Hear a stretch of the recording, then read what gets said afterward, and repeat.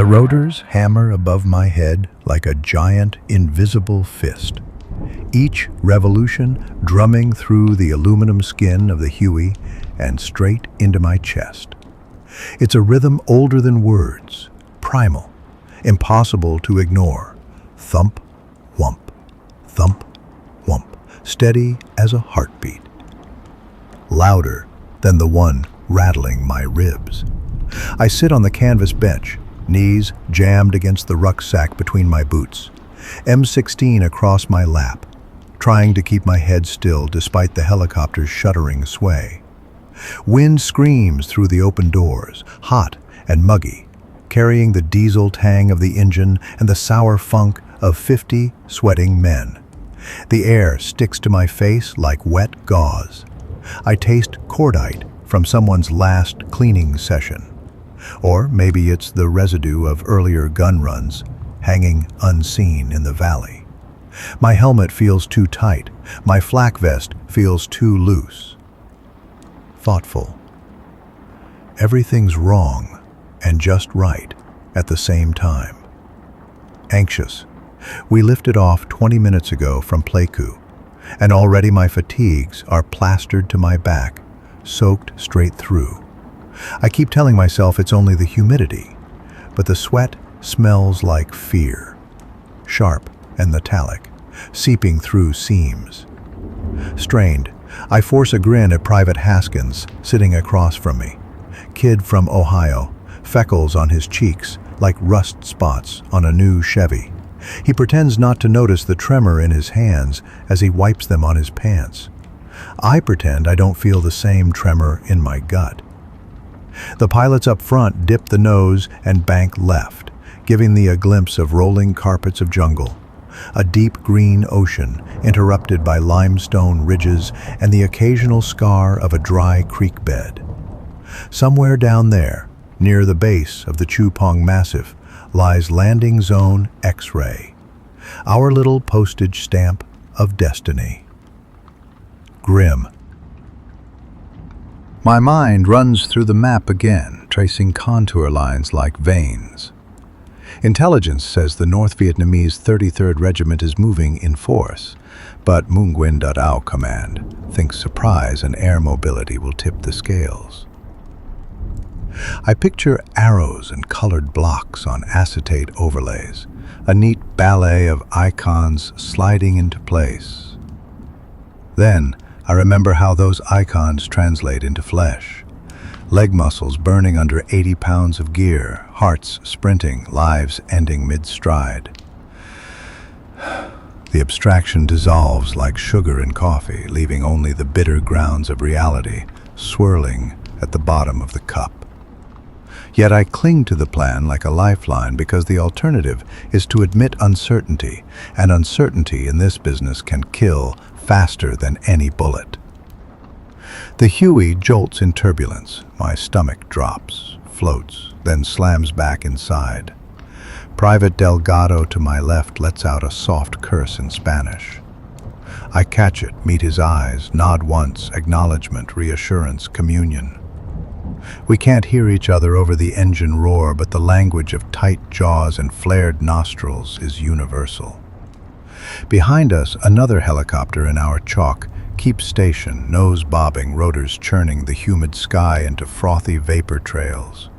I see the door gunner straddling his M60, barrel angled down at the treetops that race beneath, his boot tapping an anxious rhythm on the skid. I shift my weight, feel the hard corners of the radio strapped to the small of my back. The handset dangles at my side, muted by the headset clamped over my ears. Static whispers like dry leaves in a campfire, punctuated by terse call signs. Red 1, this is Red 2. Spearhead in sight. Copy. Over. The crew chief leans into the cockpit and thumbs a switch. A shrill tone cuts through, followed by the pilot's calm drawl. LZ and 3 mics. Gators report clear. Keep your heads on a swivel, boys. The chief turns, gives us a thumbs up that feels more like a dare. 3 minutes. 180 seconds. a lifetime compressed into a teaspoon. I close my eyes for half a breath, conjure up the smell of fresh-cut grass back home in Maryland, summer evenings when the air felt heavy but harmless, fireflies blinking over the lawn, the faint echo of the county band downtown, Mom calling from the porch telling me not to stay out too late. That world exists in black and white photographs now, curled at the edges. Out here, everything is color. Vivid jungle green, rust-red dust, the orange blossom of tracers, and none of it will ever fade. The pilot flares slightly, bleeding altitude. The wind shifts, bringing with it a chorus of cicadas. Strange how their buzzing rides the slipstream all the way up, as if they're hitching a lift to someplace cooler. Beneath the insect hum, I swear I hear the distant thud of artillery. Or maybe it's more Hueys, inserting elsewhere along the valley floor. Sound plays tricks in these mountains, ricocheting off cliffs, bending through ravines. A man could mistake an echo for an ambush, or an ambush for an echo. Either way, it tightens the same knot around the heart. Sergeant Cooper taps my boot with his, raises 2 fingers, points down. I lean and peer past the skid. There, it opens like a mouth in the jungle. A brown patch of elephant grass trampled flat by earlier recon birds. Smoke drifts at one corner, a lazy gray ribbon winding upward. Could be a signal from Bravo Company. Could be lingering from artillery prep. Hard to tell. I notice shattered tree limbs, splayed like matchsticks radiating outward. The touchdown zone shaped by rotor wash and explosives in equal measure.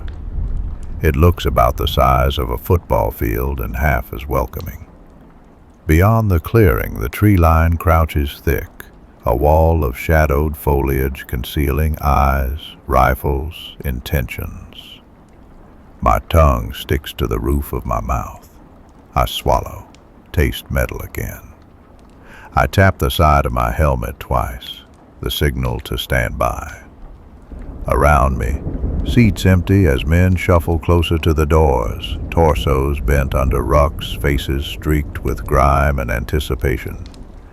The cool professional distance I practiced at OCS slips, and suddenly I'm one of them, just another pair of boots soon to hit dirt. I open my mouth to shout a last reassurance, but the words dissolve in rotor thunder. Maybe they don't need speeches. Maybe the shared fear and resolve hanging between us says everything necessary. The Huey drops lower, skimming so close to the treetops I flinch from phantom branches. Leaves whip past in green blurs. I catch the whiff of crushed vegetation, fresh and sharp before exhaust fumes drown it. Ahead, the lead chopper hovers barely above the grass, its skids brushing stalks that collapse like brittle straw. Door gunners on that bird rake the tree line, short bursts of suppressive fire. The brass casings spill like golden rain. In the staccato flashes, I spot no movement, but absence proves nothing in this country. 30 seconds, crackles the intercom. The crew chief flashes his palm, 5 fingers spread, counting down with deliberate slowness. 5, 4, 3. My pulse tries to outrun the seconds. 2, 1. The bird's nose tilts, engine howls, and we surge forward into the mouth of the clearing. Grass bends away and swirling rings beneath us. Heat and rotor wash blast upward, slapping my face, whipping loose straps into frenzy. I taste dust. Then, sharper than the engine, an angry crack, crack, crack from somewhere below the port side. The Huey jerks as if swatted. Bullets? Stones? Adrenaline floods, every nerve straining. Door gunner swings his M60, muzzle spitting fire.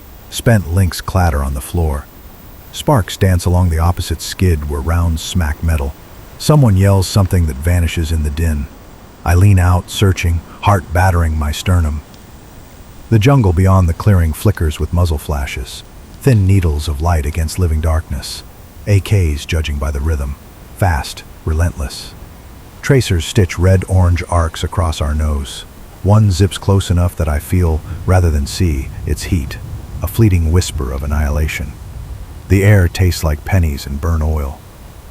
The pilot yanks the collective. We balloon upward a dozen feet, hover unsteadily. More cracks, more flashes. The clearing is no man's land now. A chessboard already in check. Private Haskins shouts wordlessly, eyes wide. I slap his shoulder, mouth. "Stay low." He nods, knuckles white on his rifle. Below, brown dirt jumps in tiny geysers as rounds pepper the ground. I glimpse another helicopter touching down, men pouring out, stumbling through waist-high grass, heads ducked, weapons up. One goes down hard, legs folding, blood blooming bright even from up here. The scene feels slow, surreal, like watching newsreel footage through a pane of thick glass. Yet time rushes around me. A river I somehow stand outside. Static explodes in my headset. Forward air controller calling for smoke markers. Artillery net flaring with excited voices. I catch fragments. Urgent. Broken arrow, panicked heavy contact, desperate request immediate. The words slice cold through my chest. Broken arrow. Code for a unit on the verge of being overrun. But that can't be. We haven't even landed yet. Ice crawls along my spine at the possibility that someone below already saw enough to make that call. The crew chief shouts, stabbing a finger downward. He's seen an opening, a slim wedge clear of tracer fire. The pilot dips the nose, committing. My stomach lurches as gravity seizes us. The ground hurtles closer, 15 feet, 10. Rotor wash, flattening grass in violent spirals. Bullets crack overhead like snapping poles. My boot toes inch over the skid. Waiting. Urgent. Wind, noise, heat, heartbeats. Everything converges into one roaring, singular moment, and just before the skids kiss dirt, the world beyond the clearing explodes with fresh gunfire, louder, closer, angrier. The tree line erupts in sparks as rifles unleash, and the sky above the valley answers with the thunder of our rotors, pounding, pounding, drowning every other sound. I inhale, lungs filling with dust and fear and something else, thoughtful, resolve maybe. The lieutenant inside me orders no one can hear over the chaos. The man inside me prayers no one but I will ever know. The helicopter shudders, metal groaning under the strain, and for a heartbeat, short pause. The machine, the men, and the jungle seem to hang in suspended animation. Grim pause, then the nose dips the final inches, and the first boot hits Ia Drang soil. And the clearing lights up like a carnival of death. Gunfire crackles below. The rotors keep pounding, and in that split second before I jump, all I can think is, so this is how a war begins. One chopper, one heartbeat, one breath at a time. The skid slams into the dirt and rebounds, a bone-jarring punch that rattles every vertebra. I leap, boots sinking halfway to my ankles in churned mud, the sudden stillness of the ground unsettling after the fever pitch of flight. Rotor wash claws at my shoulders, tries to drag me back up, but gravity wins. I sprint, hunched, toward a patch of elephant grass already ablaze where a door gunner's tracer lit the stalks. The air smells of singed sugarcane and jet exhaust. Show! Someone shouts my call sign, I can't tell who. Yet the syllables propel me forward. 5 more men drop beside me, spreading like spokes from a wheel hub. Their footfalls thud in sync with the receding thump-wump overhead as the Huey claws for altitude. I want to watch it go, the green belly flashing in the sun, but discipline overrides curiosity. Eyes on the perimeter. AK fire snaps from the tree line, a flat, angry clatter. Bullets scythe through the grass. Hiss, thwip, hiss. Leaves shred into confetti that floats, absurdly delicate, in the chaos. I hit the dirt, cheek pressed to damp soil that smells of rot and iron. Sweat and humidity glue cloth to skin. Red clay oozes into my collar. Somewhere left, Private Delgado, ah! A ragged vowel that rises and cuts off. I pivot on elbows, sight down the M16. Nothing but swaying green. The jungle hides its gunners like a magician palming cards. I fire a 3-round burst anyway, sound as a declaration of presence more than precise aim. The rifle bucks lightly. Brass tinkles onto my forearm, too hot to feel through adrenaline. "Form on me!" The words leave my throat raw. Sergeant Cooper crawls up, helmet canted, wire-rimmed glasses streaked with grime. He points 2 fingers at my eyes, then sweeps them right. I crawl opposite, counting heartbeats. 1, 1,000, 2, 1,000.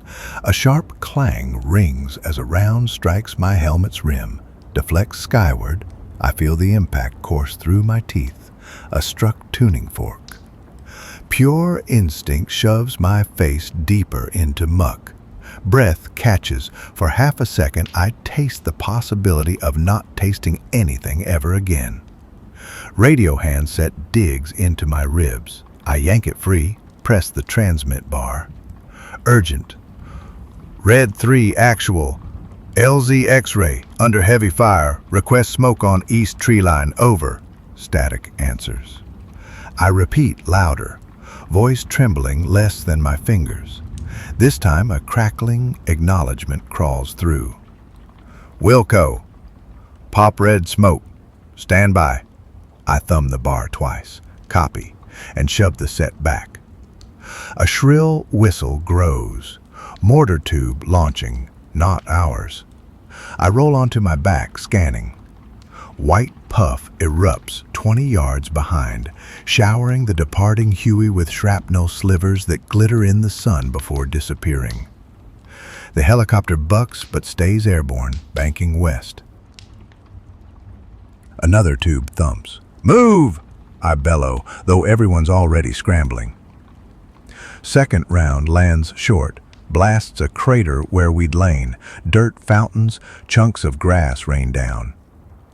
My ears ring high and thin, like a tea kettle. We bound forward in short rushes, each man covering the next. Grass stems whip my cheeks, seed heads burst, spraying itching fluff. I am dimly aware of cicadas still buzzing as if nothing extraordinary disturbs their tiny universe. The incongruity angers me. How dare the insects keep time while we bleed? A hand clutches my sleeve. Haskins, pale, eyes gigantic. Blood stripes his forearm, but I can't find a wound. Shock, maybe. I slap his helmet, gesture to keep moving. He nods, swallows, obeys. 50 yards feels like 50 miles before we reach a shallow dimple of ground left by some ancient bomb. We drop inside, knees colliding. Others filter in, 9, 10 soldiers breathing like bellows, faces slick and shining. I take a quick roll. All present, but Delgado. Cooper meets my gaze, lips flatten. We don't say the name. Rounds whistle overhead, embedding with dull thunks in clay behind us. Tree line still spewing flashes. I sight again, forcing calm, squeezing off shots where muzzle blasts flicker. Hard to tell effect. My forward assist jams. I slap it. Curse. The weapon behaves. For now. The radio crackles. Smoke out. Repeat, smoke out. I peek. Canister arcs. Trailing red plume. Lands near intended mark. Seconds later, artillery answers. 105s from Plymouth. Shells howl, then slam. Cracks so violent the ground jerks like a slapped drum. Trees leap skyward in splinters. A hot wind slaps my face with dust and shredded bark. I cheer and choke simultaneously. During the lull, Cooper nudges me, nods at our left flank. A trio from 2nd Platoon is pinned against a termite mound, waving frantically. I wave back, point 2 fingers to eyes, then indicate we'll flank right. Cooper signals men to stack on him. I crawl to Haskins, yank his sleeve. With me. He blinks, resolves, checks magazine. We scurry around the crater rim, keeping low. The ground undulates with roots and bomb scars. Each step sinks an inch. Sweat gutters into eyes, leaving salt paths. Heartbeats thunder loud as rotor wash earlier. I hear nothing but that drumming. My breathing. The occasional whiz of AK lead. We near the termite mound cluster, shoulder-high spires pocked by bullet scars. One of the pinned men, Sergeant Dillard, slumps awkwardly. Crimson slick across chest. Another trooper, Peters, presses bandage, red soaking through like ink on blotter. We slide in behind cover. Peters stares at me, silent plea. I pull morphine from pouch, jab Dillard's thigh, watch his clenched jaw loosen. Incoming rounds smack the mound inches away, spitting clay chips. We have to move Dillard, or the ants will inherit him. Ah! I shout to Cooper, signal litter. He waves affirmative, then returns fire. Haskins crouches beside me, hands trembling less than before. We thread poncho liner beneath Dillard, lift, weight surprising. Bodies always heavier when spirits half gone. We drag him back through bruised grass, bullets whipping overhead, artillery concussions fading. Every 10 yards we stop, gasp, haul again. Sweat pours, mixes with Dillard's blood, turns my grip slick. Mosquitoes swarm his exposed skin like opportunists at a banquet. I hate them in that moment, more than the NVA. At the crater sanctuary, we set him down.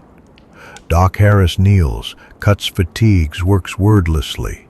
I scan sky. More Hueys incoming, rotors throbbing like distant war drums. Relief forces, maybe A Company. Between us and their landing zone stands a wall of rifle fire. I key radio, coordinate marking rounds, my voice steadier than nerves. A sudden hush falls. The firefight's tempo dips, replaced by a thin, expectant silence, broken only by cicadas. Smoke drifts low, tinted orange by late afternoon sun. Humidity thickens, air tasting of cordite and churned loam. My ears ring from artillery. Everything feels cotton-wadded. The lull never comforts. It's an inhale before the next scream, and scream it does. From the jungle bursts a chorus of horns, NVA bugles shrilling high, eerie.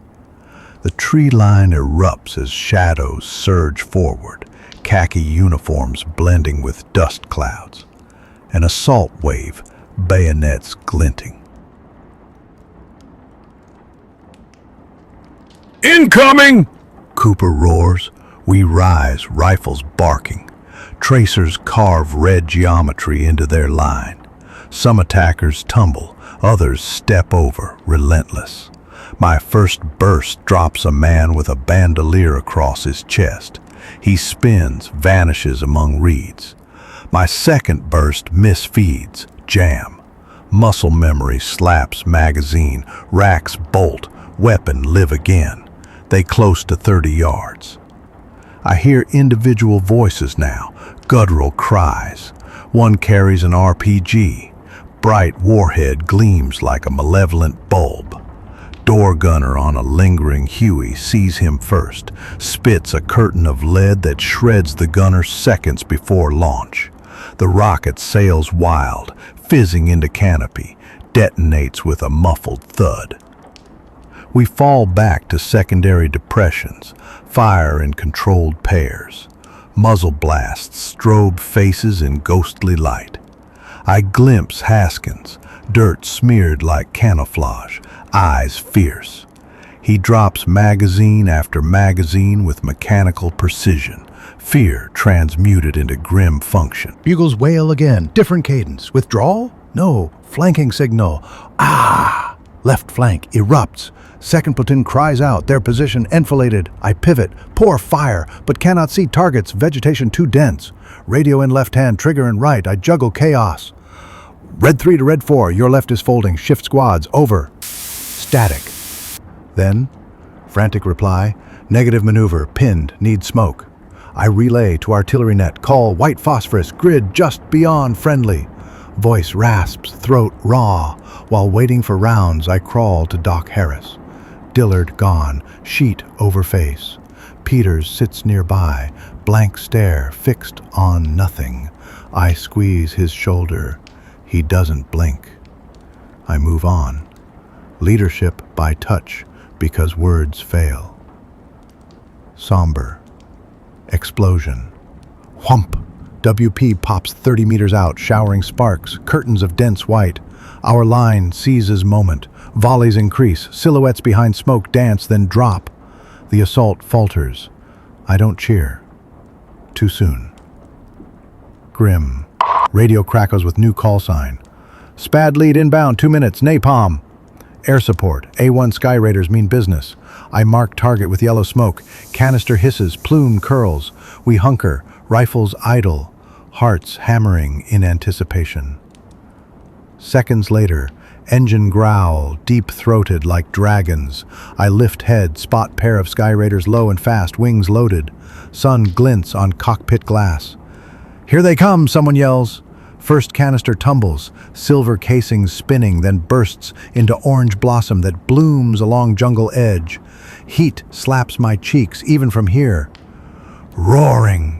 An oily roar fills ears as napalm crawls, clinging flame that consumes everything green.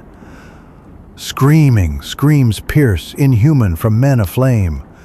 Gagging, my stomach lurches. I fight the urge to gag. Necessary, yes, but horror remains. Horror, even when it saves your life. Somber. The jungle wall ignites, inferno roaring, sending columns of black smoke skyward. Gunfire from that quarter dwindles to sporadic pops, then silence save for crackle of burning sap. Cicadas fade, replaced by the hiss of fire devouring leaves. Hueys choose this moment to run in again, noses down, skids skimming. Their rotor wash pushes smoke aside, creating swirling corridors of visibility. Green tracers from door guns rake remaining pockets of resistance. I wave them toward a safer slice of clearing, guiding with rifle raised overhead. Pilots acknowledge with a waggle.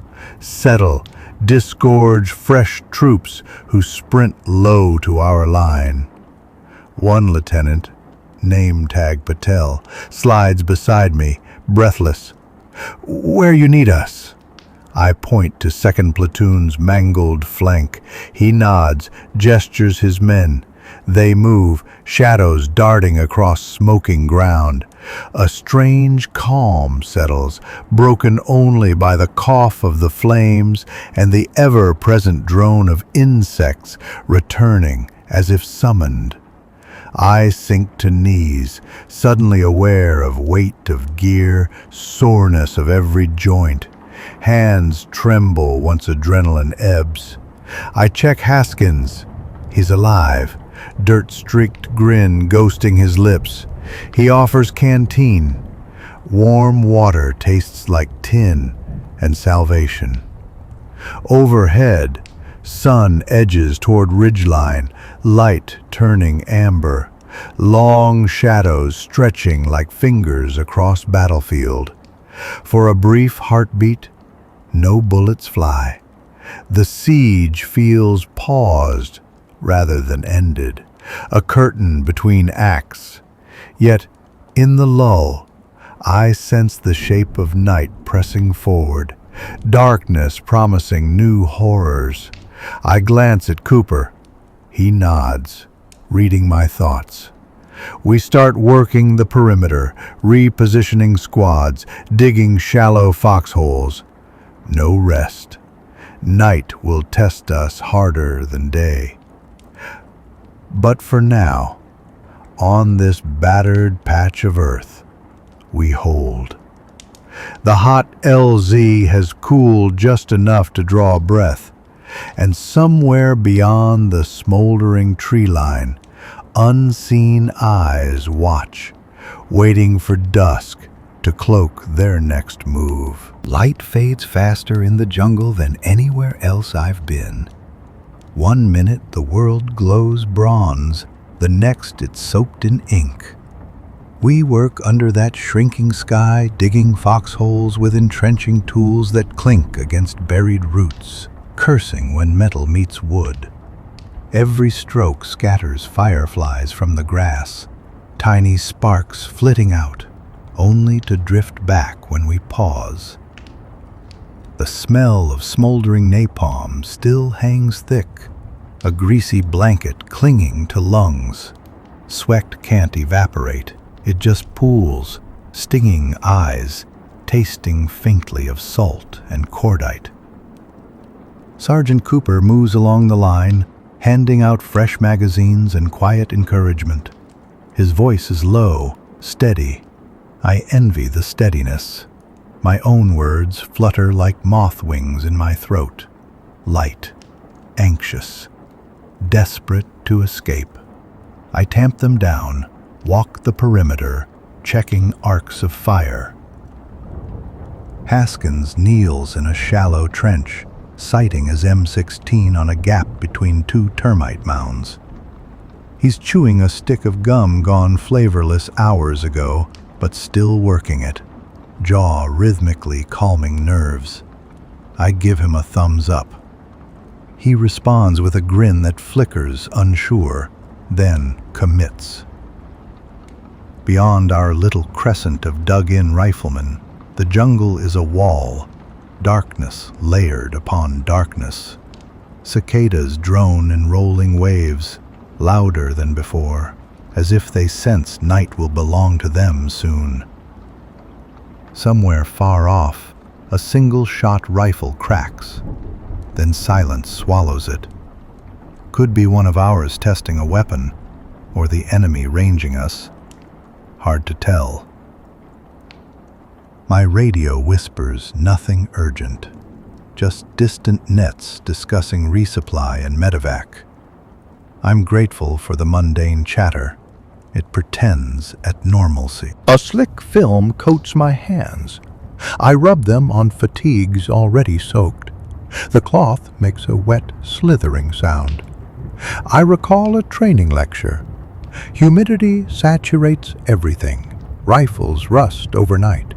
Men go soft in a week. We've been here 4 hours, and I already feel the truth of it.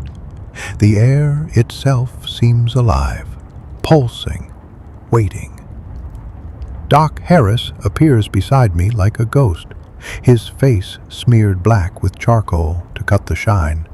He tells me Dillard passed 5 minutes ago, massive blood loss. The words strike, then sink like stones in a river. The water closes, flows on. I nod, lacking any proper response. Harris slips away again, silent as he arrived. Cooper returns, kneels at my side. Wearily. "Claymore's set," he mutters, brushing a mosquito from his cheek. Wearily. "Trip flares out to 20 meters, except left flank. Ground too rocky." I grunt acknowledgement, study the map by red lens flashlight. Our platoon forms the southern arc of a tighter spiral now. Bravo Company holds the north, fresh reinforcements still organizing. In theory, we're linked. In reality, there's a ragged seam between our lines, too thin for comfort. I glance at the sky, thin ribbon of stars visible where smoke has cleared. Venus bright like a lost flare. The moon hangs low, half full, its pale glow turning the clearing into a quilt of shadows. Rotor wash earlier flattened the grass.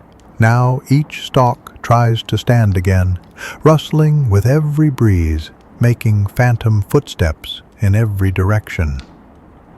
I remove my helmet for a moment, run fingers through hair matted with grit.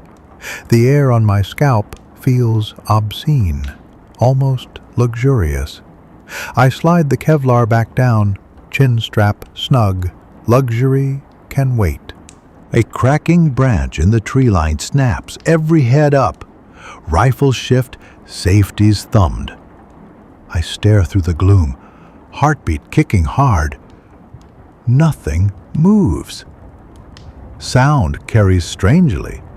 Could be a monkey, could be recon elements of the enemy, could be imagination. The absence of certainty is its own form of shrapnel, burrowing deep, impossible to extract.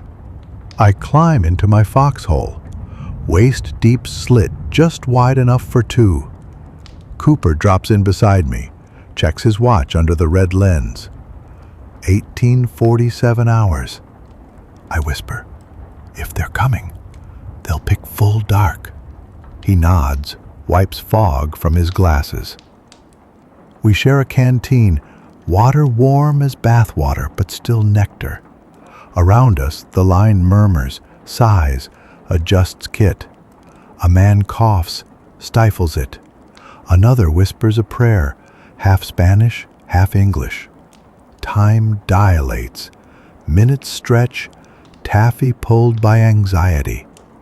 My mind drifts to a letter half written in my rucksack. Words to my sister about sunsets over rice paddies, how they flicker pink on floodwater like stained glass. I think how absurd that sentence feels now, a watercolor laid over machine gun sketches. I promise myself I'll finish the letter if dawn breaks on us intact. A mosquito lands on my cheek. I slap it, smear a tiny streak of blood across skin. Life and death in miniature. I almost laugh. Then the night swallows laughter. A distant pop, mortar tube, floats over the treetops. I barely register before the shell whooshes overhead, slams behind us with a wet, concussive thud.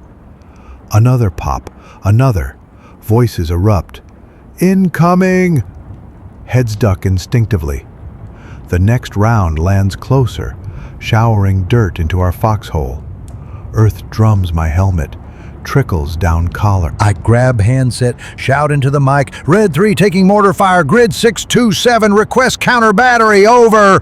Before reply arrives, a third shell detonates just inside Bravo sector, orange blossom rising. Screams follow, thin and shocked, my mouth tastes of copper.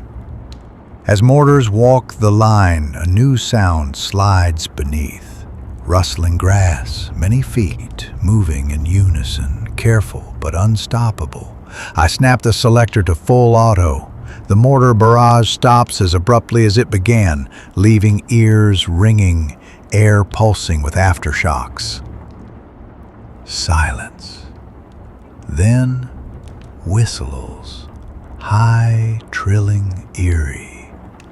NVA signal calls. Cooper's eyes meet mine. Ambush about to crest. Trip flare pops left flank, a magnesium white bloom revealing silhouette sprinting low, rifles at hip. Claymore detonates, thunderclap and crimson arc of fragments. Screams tear the night, but more shapes flow around, disciplined, using gaps between minds, like water finding cracks in a dam. Muzzle flashes, 10 o'clock, Cooper barks. We pivot, fire. My first burst lights the world in strobe. I glimpse a figure tumbling, another crouching behind elephant grass. AKs answer, orange daggers stabbing. Rounds slap dirt, thunk into termite mounds, hiss past ears. A round punches the rim of my foxhole, showering splinters of clay that streak my face. I taste grit. Radio on my shoulder coughs, buried in static and frantic calls. "They're in the wire!" someone screams from Bravo sector. A flare arcs upward, bursts in cold green. Under its ghostly glare, the clearing becomes a nightmare tableau. Enemy troops darting, some already inside our perimeter markers, shadows twisting through smoke. I pivot to Haskins' position. He's firing controlled bursts, barrel glowing dull cherry. "Watch your right!" I shout. Too late. An NVA soldier appears, bayonet flashing. Haskins jerks his rifle sideways, the shot wild. I sprint, leap from foxhole, crash into the attacker's shoulder first. We tumble, his breath hot with garlic as he snarls. His bayonet slashes, catches my web gear, tears cloth, scores skin. I hammer my rifle butt into his chin. Bone cracks, a wet pop. He goes limp. I shove him off, stagger up, chest heaving. Haskins stares, shock plain, then nods gratitude, returns to firing. Rounds continue to rake our position. Another trip flare ignites farther right, revealing 3 enemy crawling with satchel charges. Cooper raises M79 grenade launcher, thunks around. Explosion flings bodies skyward in grotesque silhouettes. Shrapnel whistles overhead. Mortars resume, but now they fall deeper inside, clearly adjusted by spotters already among us. One shell lands behind command post, flames licking canvas command tent. Broken arrow! Broken arrow! Crackles on battalion net. The dire code again. Hearing it twice in one day twists my stomach into knots.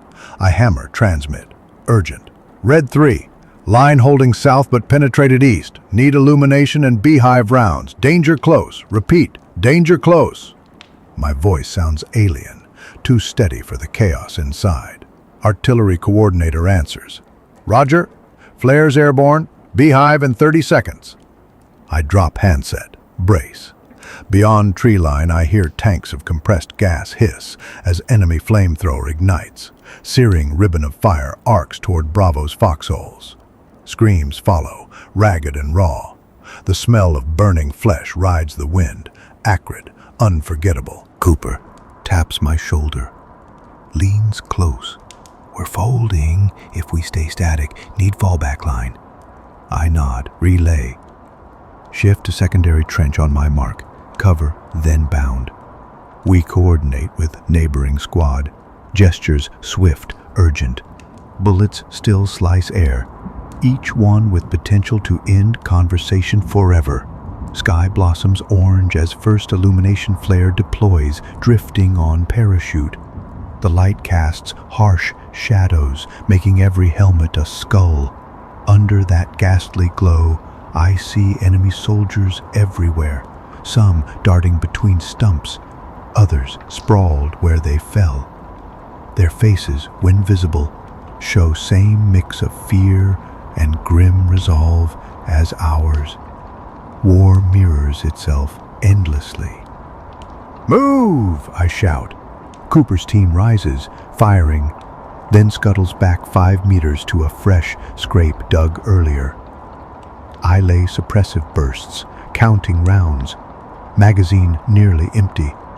I slam in another, resume. When my team bounds, Cooper covers, grenade launcher thumping rhythmically. Dust hangs so thick the air feels chewable, each breath gritty. From the left flank, a ripping roar heralds beehive artillery, tens of thousands of steel flechettes screaming overhead like angry hornets. They hiss into tree line, shredding foliage, bodies, anything standing. The effect is immediate. Enemy fire stutters, goes ragged. I seize the lull, drag wounded private, name Mills, by harness to cover. His leg is mangled, bone glistening. He doesn't cry, only grips my sleeve, eyes wide with pleading shock. I shout for Doc Harris, wave frantic. Doc slides in, tourniquet halfway done before words even leave my mouth. I fall. Flare burns out. Another pops, showering molten debris that sizzles as it lands. In new light, I see the enemy shift tactics. No longer frontal surge, but infiltration. Individuals sliding low, exploiting craters and bodies as cover. One crawls within 10 yards, tosses grenade. Metal canister tumbles, clatters beside us. Reflex overrides thought. I kick it, foot numb with impact. The grenade arcs, explodes mid-air, 3 yards away. Concussive blast flattening grass, peppering my back with dirt. Ears ring, vision narrows. Cooper shakes me, mouthing words I can't hear. I nod, hope it's the right response. Static fills radio, percussive white noise, then faint, urgent. Gunships inbound, 2 minutes. Mark friendlies in open. I grope for smoke grenade, yank pin, throw toward our furthest forward foxhole. Purple cloud billows, catching moonlight like sinister cotton candy. Hopes it separates us from them. AKs rattle directly ahead. Enemy soldier leaps from grass, bayonet lunging. Haskins fires point blank. The man folds, slides nearly into our trench. His body jerks with post-mortem twitches. Haskins retches, bile splattering boots, yet keeps rifle up, eyes scanning for the next shadow. Rotor thump grows. Cobra gunships, their twin engines snarling, rotors chopping the night. Spotlights spear downward, slicing jungle.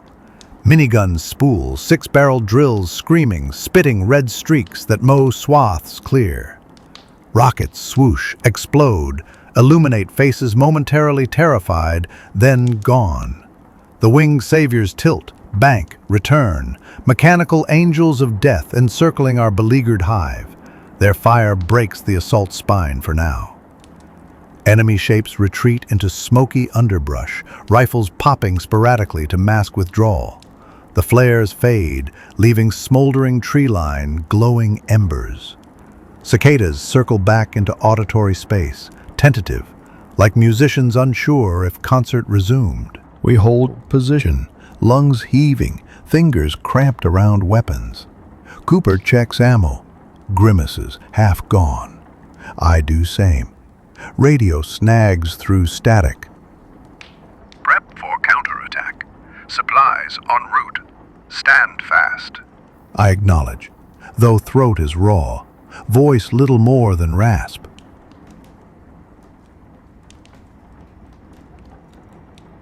In the sudden hush, I smell everything at once. Burnt powder, charred wood, blood, sweat, napalm residue, the foul sweetness of decomposing vegetation ripped open by shell fire.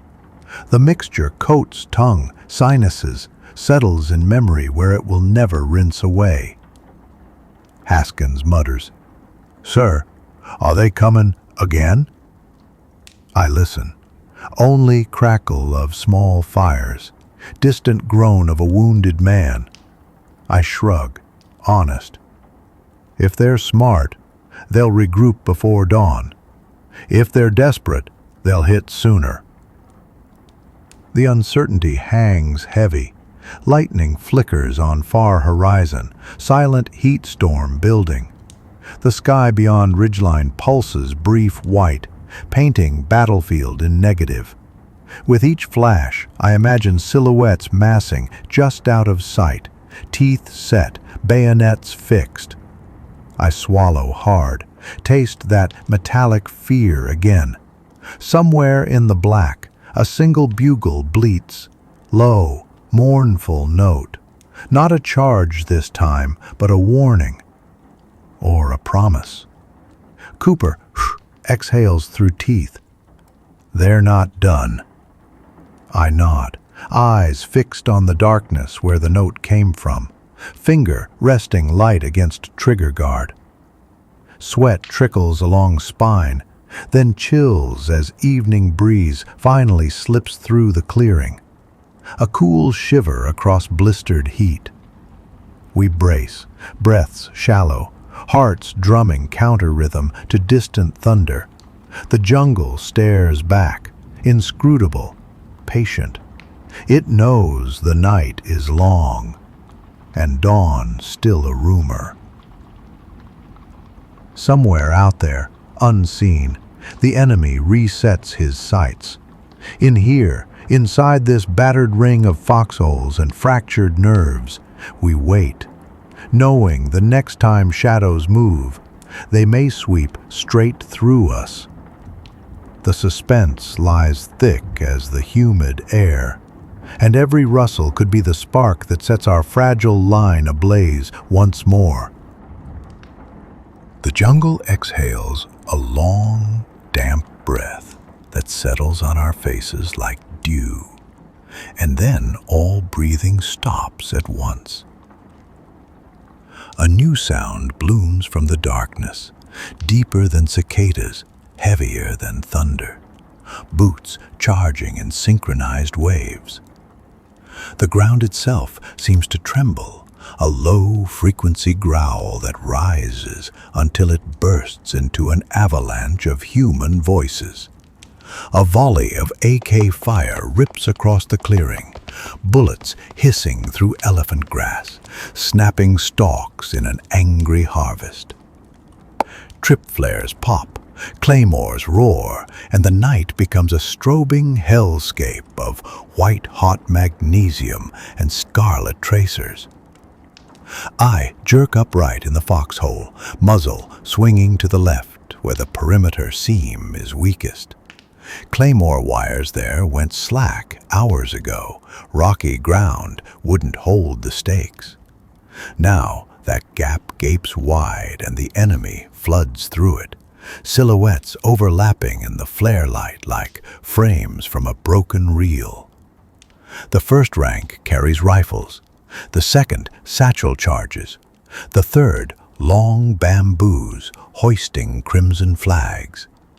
They chant a guttural cadence that vibrates down my spine, drilling fear into marrow. "Brace up!" Cooper bellows beside me, voice raw. We fire in short, savage bursts, trying to stitch the front wave before it spills outright. My rifle bucks, brass flinging in hot arcs that sting my forearms. Figures drop, but momentum shoves the ranks forward until living feet tread on the fallen. An NVA soldier barrels toward our foxhole, eyes wide under a steel helmet too big for his head. He fires from the hip, wild, muzzle flash blinding. Cooper answers with a single shot to the chest. The man folds, still clutching his trigger, so bullets rake skyward as he falls. 5 meters behind him, another enemy lobs a grenade. I spot the arc, dull olive oval, tumbling lazily in flare light, and dive. It lands past us, explodes in a blossom of dirt and shrapnel that hammers my back plate. My ears fill with wool. I roll, tasting blood, vision tunneling. Cooper hauls me upright by harness, shoves fresh magazine into my trembling hand. The world swims back into brutal focus. To our right, Haskins' foxhole belches muzzle flashes until it doesn't, then a scream claws at the air. I pivot. Enemy swarms his position. 2, 3, maybe 4 silhouettes dropping into the trench. Knives glint. Haskins' scream breaks into choking gurgle. Fury floods where fear lived. I yank the M79 from Cooper's sling, thumb a shell, fire into the pit. The grenade detonates with a muffled whoomp, sending dirt, bodies, and something that might once have been Haskins skyward. My gut twists, but the line can't afford sentiment. The enemy presses harder, ignoring their own dead.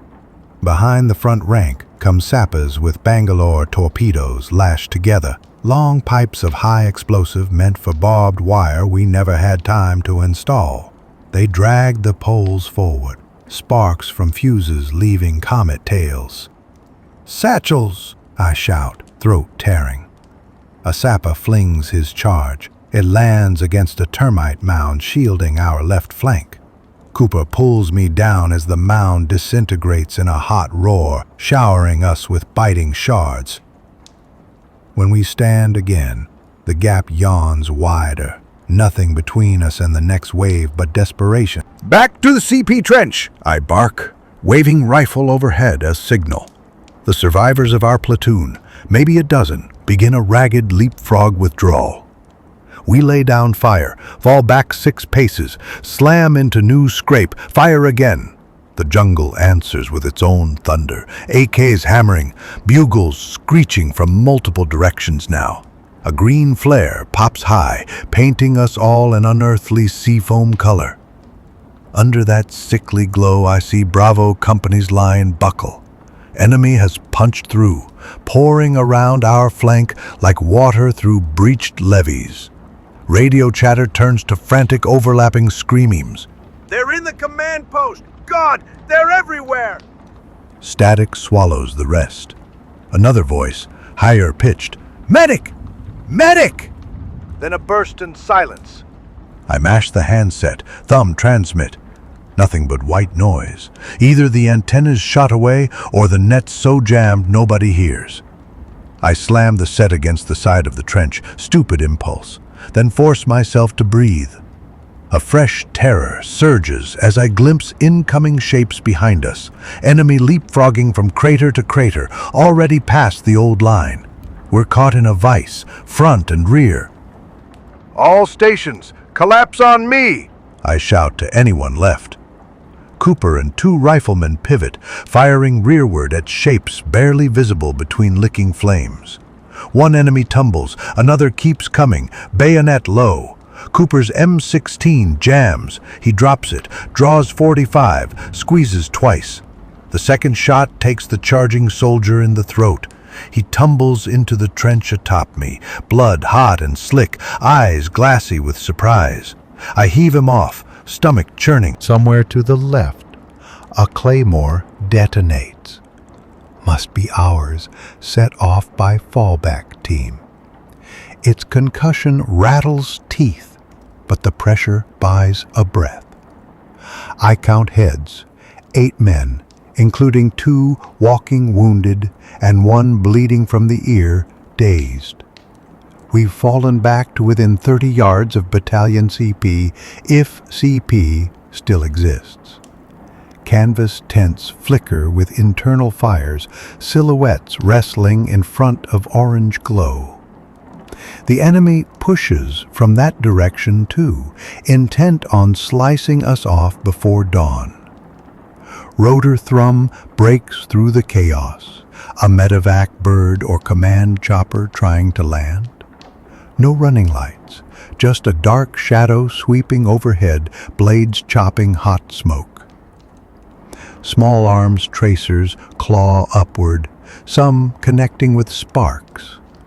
The bird veers, tilts, vanishes behind tree line.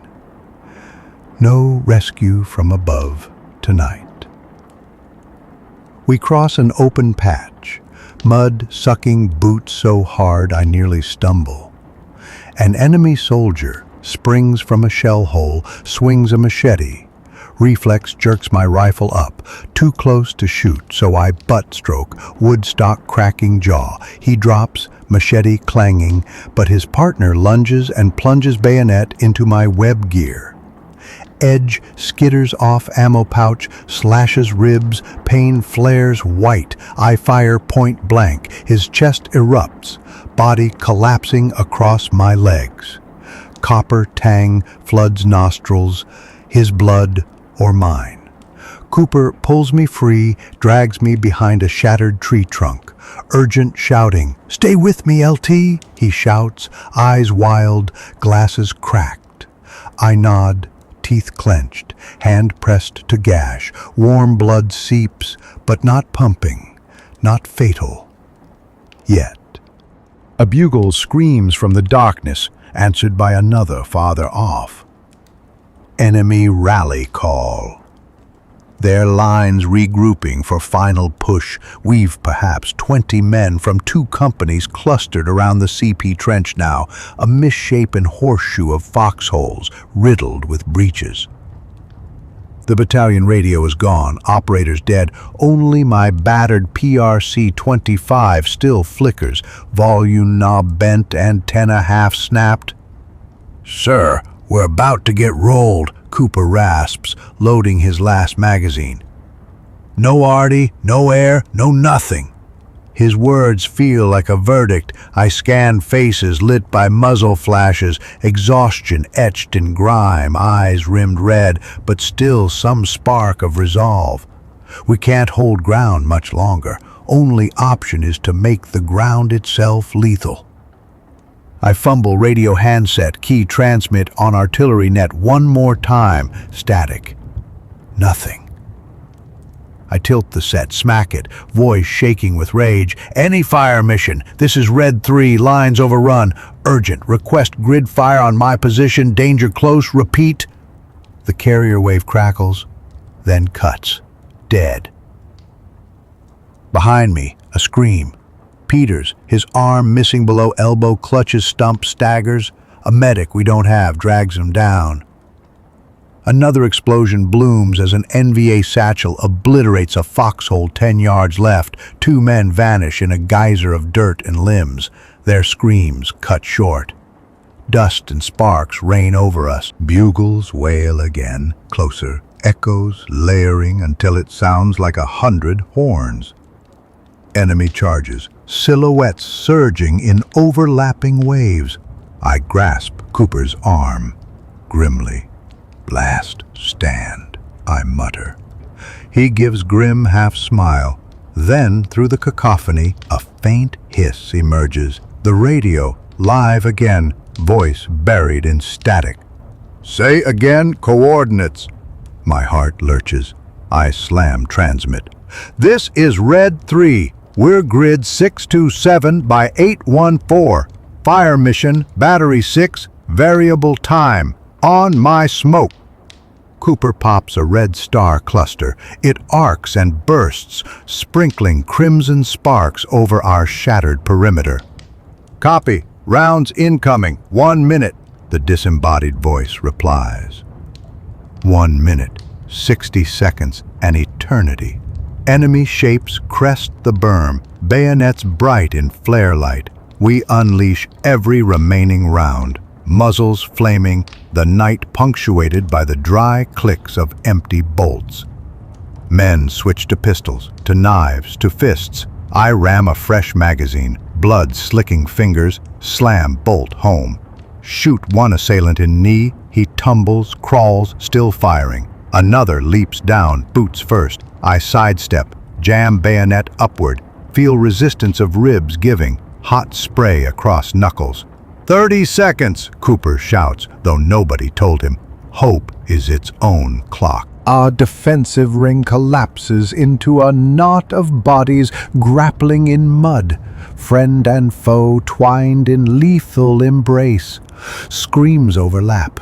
English, Vietnamese, wordless animal howls. Above the melee, the smoke flare still glows, ember red, marker for the steel rain that will not discern uniform color when it falls. I key the handset one last time, voice hoarse. Strained. Shot over. The reply comes immediate. Distant thunder behind static. Shot out. The ground begins to tremble again, not from boots this time, but from something heavier, deeper, the rumble of artillery shells slicing night air, inbound. A sonic sigh overhead, growing to a banshee wail. I shove Cooper to the mud, throw myself atop the nearest wounded man, arms over helmet. The enemy, still climbing over the berm, doesn't hear the shells yet. They rush forward, eager, bayonets lowered. A single beat of silence, heart suspended mid-pulse. Then the valley erupts in cataclysmic light. A white wall of concussion flattens every thought in my skull. Vision flashes pure orange, then black, then shudders back in stuttering frames. The first salvo roars overhead like freight trains made of lightning. 6 105mm shells detonate in sequence around the red spark smoke, hurling dirt and men into a swirling maelstrom. Pressure punches lungs flat. My gasp is sucked away before it can reach daylight. For half a heartbeat, the battlefield becomes a snow globe of pulverized clay and shredded jungle drifting weightless, and then gravity remembers its duty and slams everything down again. Eardrums ring so fiercely I barely register I'm screaming into the handset. Splash! Repeat! Fire for effect! Danger close! Keep it walking 50 south! The words taste of copper and grit. Static answers, then the calm engineer cadence of the battery FDC chief. Copy 50 south, 5 rounds, VT fuse, standby. I clutched a receiver like a rosary, knuckles raw, praying circuitry holds a little longer. Around me the shockwave has peeled bodies, friend and foe, from the berm, flinging them together in grotesque mosaics. Some silhouettes lie unnaturally still, others wriggle, shriek, claw at the dark.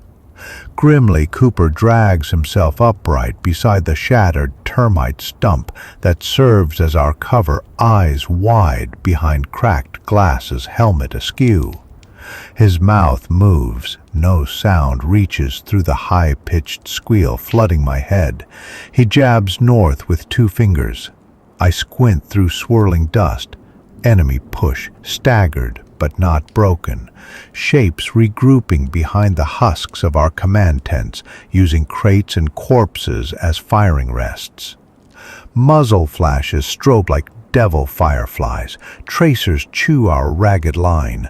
Orange and green needles slicing past cheekbones and rifle stocks. We're still inside the radius. More shells mean more risk, but without them the next wave will simply climb over our dead and finish us. I slammed the handset again. Shot over? Static. Then determined. Shot out. My gut clenches. I yank Cooper down, covering the wounded corporal at our feet with my own body out of habit more than hope. A second whistling crescendo crescendos into air thick enough to touch. Rounds land closer this time, closer than I ordered, but bless the miscalculation. Fragmentation scythes through the enemy's staging area. shredding the crates, shredding the men behind them, shredding the rotten night itself. The shock wave hits like an iron-shod door. Even pressed flat, I feel ribs bow inward, teeth rattle like dice in a cup. Dust billows so dense my red lens flashlight barely pierces 2 feet. I taste cordite and the sick sweet odor of ragged meat cooking on hot steel jacket fragments. My ears pop. Finally, sound trickles back, muffled, distant, underwater. Men are yelling, distant yelling, my name, maybe. I sit up too fast, world tilting like a storm-tossed deck. Cooper's shouting something, I catch shouting, "A just left!" He thrusts a blood-streaked arm toward movement at 9 o'clock. Figures, dozens, emerge from smoke, some stumbling, some coordinated. They're using the lull, hugging ground tighter than snakes, slithering across carcasses of their own dead to reach spitting distance. I key the mic. Force clarity.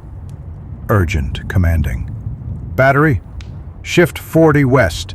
Repeat, 40 west. Fuse quick. Add 1 gun, white phosphorus to mark. The reply snaps back faster than thought. In that breath between transmissions, I realize my PRC-25 battery indicator flutters at the last bar. 1 more drop in this electronic canteen, and the radio will fall silent. I tuck the handset under shoulder, retune volume. Hope. We pivot barrels left. I fire short bursts, aiming by instinct. Muzzle flash shows faces smeared with soot, eyes frantic. Some carry long bamboo poles with tiny charges taped. Breech poles to blast through whatever faint scrap of perimeter remains. The nearest raises his weapon. Cooper slaps a new magazine, cuts him down mid-stride. Another leaps the mound, bayonet high. I squeeze. Bolt locks empty. I swing buttstock, catch him across jaw. Bone cracks under composite. He drops, and as he falls, I see the whites of his eyes. No hatred, only exhausted determination. My hands tremble, but trigger resets. I fire point blank. There is no room left for second thoughts here. Shot over! Roar of shells again overhead. I shove Cooper, drop flat, pull the spent corporal with us by his web harness. He whimpers but clings. Impact follows in rolling drum beats. First, the WP marker pops, showering burning phosphorus that sticks to mud and men alike. Painting them with crawling stars, they howl, try to swat the unquenchable fire from skin. The HE that follows is mercy by comparison, blunt, sudden, decisive. Shockwaves lift ground like rugs in a gale. The pressure smacks my wound, ribs flare, vision swims red at edges. Yet I keep breathing because stopping now means eternity. Silence arrives not softly but in fragments. Booming echoes recede until only the hiss of burning canvas and the metallic clatter of spent casings dropping from nervous fingers remains. My tongue probes dry lips. Everything tastes like pennies soaked in kerosene. I peek over the ruined stump. Enemy movement has slowed to a crawl. Most lie still.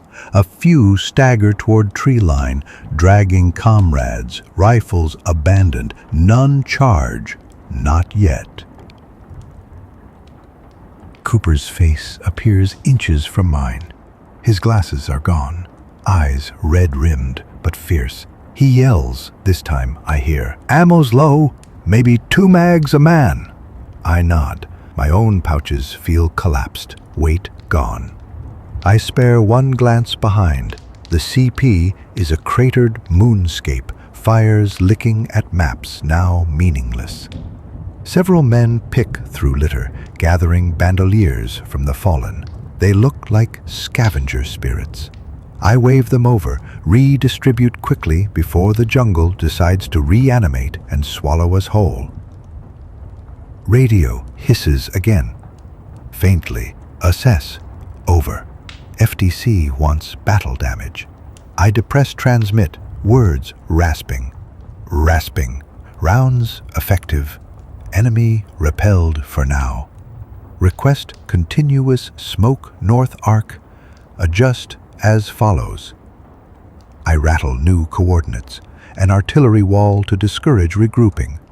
The voice confirms. My thumb slips from the switch. Battery needle dips into red. Any further call must count. Doc Harris crawls up, red cross long since smeared gray. He peels my hand from my side, checks the slash. Flesh pulpy but bleeding slowed, maybe rib fracture. He slaps gauze, ties with masking tape, bandages gone, and injects morphine, microdose. You'll live, he mutters, if living's still on tonight's docket. I grin because anything else might carve tears. A soft whump behind me, illumination flare fired from mortar section we thought dead. It blooms overhead, sun white, dangling beneath silk chute. The clearing reveals its sins, craters overlapping like pox marks, bodies strewn as far as the light permits, rifles poking up like dead weeds. Steam rises off the churned mud where fresh blood meets cool night air. And where our perimeter once formed a neat horseshoe, only jagged islands remain, foxhole archipelagos connected by hope and suppression fire. Over the radio, new voice, air support net. SPAD Flight 4, overhead. Stand by for talk on. My pulse spikes, Sky Raiders again. Or maybe phantoms if gods are kind. But that belongs to the next segment of this nightmare. For now, artillery remains our umbilical cord, thin and fraying. I key transmit, giving final correction to smoke curtain. And battery, I add. Thanks. You saved what's left of us. The chief on other end then says simply, You hold that ground, Lieutenant. The channel clicks dead, no more paternal words, just duty. Shells whistle in again, this time bounding smoke across northern approach. Gray piaumis roll like stage curtains drawing closed. Beyond them, shapes hesitate, unsure what fresh fury hides behind that wall. Our wall. Cooper touches my shoulder. Urgent. Listen. I do. No bugles, no coordinated chant, just crackle of small fires and muted sobs of wounded somewhere in the dark. The enemy's momentum has bled out under steel rain. They'll tally, regroup, choose a different knife. We've bought a pocket of time large enough to slip a prayer through. I crawl along shattered berm, checking each surviving position. Some men hold rifles with dead bolts. Others clutch knives, none willing to unclench. I squeeze a shoulder here, hold fast, there, offering a courage I borrow second-hand from the artillery's distant bark. At each foxhole, the same haunted look, wearily. When will the next wave break? Dawn is hours away, and moonlight alone can't keep nightmares at bay. Back at our stump, I restart the brutal calculus. Ammo counts, wounded triage, estimated enemy strength. Numbers refuse to align. War laughs at spreadsheets. Yet one line item shines. Battery 6, still on call. As long as radio sputters any ember of life, columns of steel will arc over Chupong Massif and land where I ask. I glance at the gauge, needle-kissing empty. The next transmission may be the last, but maybe that last breath will carve another mote of shattered earth before the sun decides to rise. I slump, body leaden, but mind ticks on. Cooper settles beside me, offers his last cigarette. We share it, ember orangey bright, smoke harsh and glorious. For a moment the clearing feels like a porch back home. August night, cicadas singing. The same insects buzz invisibly around us right now, indifferent to carnage. Strange how life hums on, weaving through war's ragged seams. The cigarette burns to filter. I grind it out in the mud, eyes fixed on the drifting smoke wall. Grim. Behind it waits whatever comes next. Maybe another human wave. Maybe silence. Maybe the long-promised Air Cav roar of gunships sweeping field clean. I tighten chin strap, lift rifle, pat radio. If they come again, I'll speak to that battery one last time. Even if voice fails, even if batteries die, even if lungs collapse, I'll shout coordinates into the night itself, trusting the valley's echo to carry numbers skyward. Because the line between us and oblivion is just that thin. A few digits murmured into static, and the will to keep whispering them, no matter how dark the dark becomes. The sky to the east ripples with invisible engines long before we hear them. A tremor in the smoke, strange vibration in the still heated air.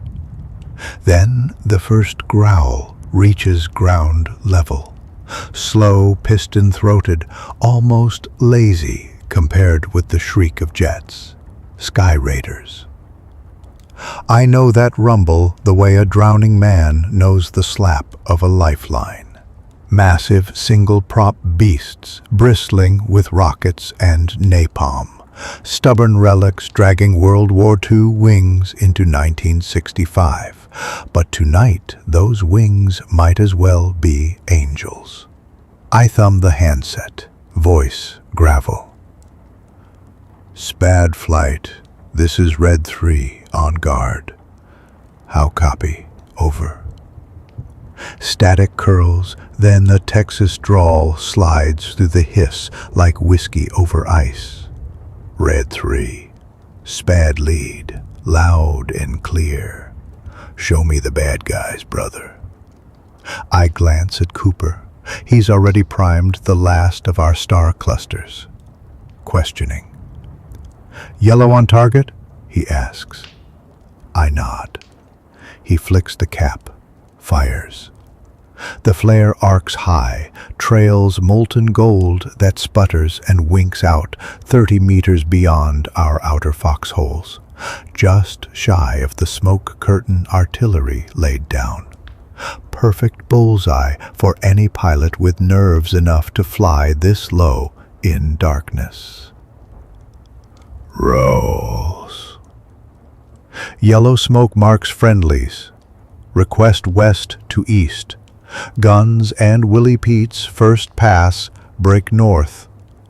I growl into the mic, hoping battery gauge clings to life for one more exchange. Spad lead responds with a calm that makes me want to hug the man. Calmly. West to east. Guns and whites. Keep your heads down, cavalry. I squeeze Cooper's arm, then shout along the trench. Aircraft inbound! Stay low! Mark your positions! Men duck under helmets, search for anything resembling cover. The ground pulses, first from the engine vibrations, then from our hearts racing in sync. Through drifting smoke, I spot them. 4 fat silhouettes sliding under the patchy moon. Navigation lights dark, only exhaust stacks glowing cherry at each wing root. They dive shallow, noses dipping. I remember the manual. Sky Raiders carry 4 20mm cannons, 2 per wing, each spitting tungsten-tipped hate at 3-second bursts, enough to saw a tree line to kindling. Merch. Someone in the trench mutters a prayer. I'm not sure to which deity. Any will do. The first SPAD opens up 30 yards beyond the yellow marker. The cannons bark, brilliant pinpoints flick, flick, flick in rapid rhythm. Tracer lines stitch into the jungle edge, ripping green shadows into orange confetti. Each impact kicks a volcano of wood chips and sparks. In that instant, I glimpse NVA crouched behind stumps, helmets upturned like bowls catching rain. They vanish in geysers of earth. The second aircraft follows, but its payload screams rather than chatters. 2 white phosphorus bombs tumble free, arcing like slow tears under starlight. They burst in twin suns, spraying burning chemicals that cling to brush and bodies, hissing, crawling, impossible to douse. The jungle answers with a sound I never imagined, a collective hiss and moan, like an ocean turning to steam. Figures run ablaze, arms pinwheeling, leaving comet tails of fire before collapsing in shrieking heaps. The smell. God, the smell. White phosphorus mixed with sap and hair and fabric, a chemistry set from hell. Our own line recoils, even though the blasts land beyond throwing distance. Heat rolls across cratered dirt, drying sweat to a crusty film. I shout into handset. Splash good, continue east. Determined. Reply. Roger, rolling hot again.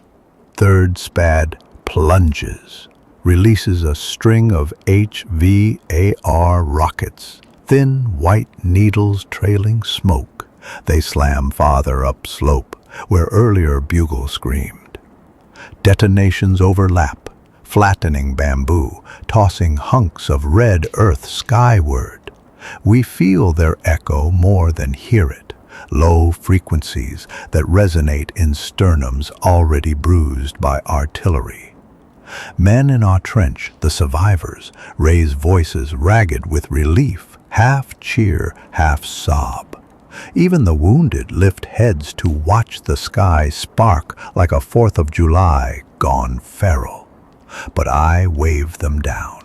Battlefield physics says what goes up comes down, sometimes as friendly fragments. Sure enough, a stray piece of shrapnel whistles, thunking into a stump inches from Private Nguyen's shoulder. He ducks, eyes wide. Lesson learned. The 4th plane holds napalm, saving it like a scorpion tucking its stinger. Over radio, lead says, Red 3, ready with hot dogs, where you want 'em. I picture the map, or what used to be a map, charred edges flapping in the night breeze.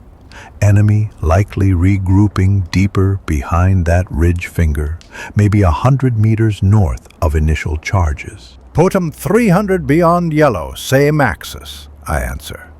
Touch off the treetops, confirming. 300 beyond. Short pause. Roger. Resolute. Rolling in. I press face to dirt.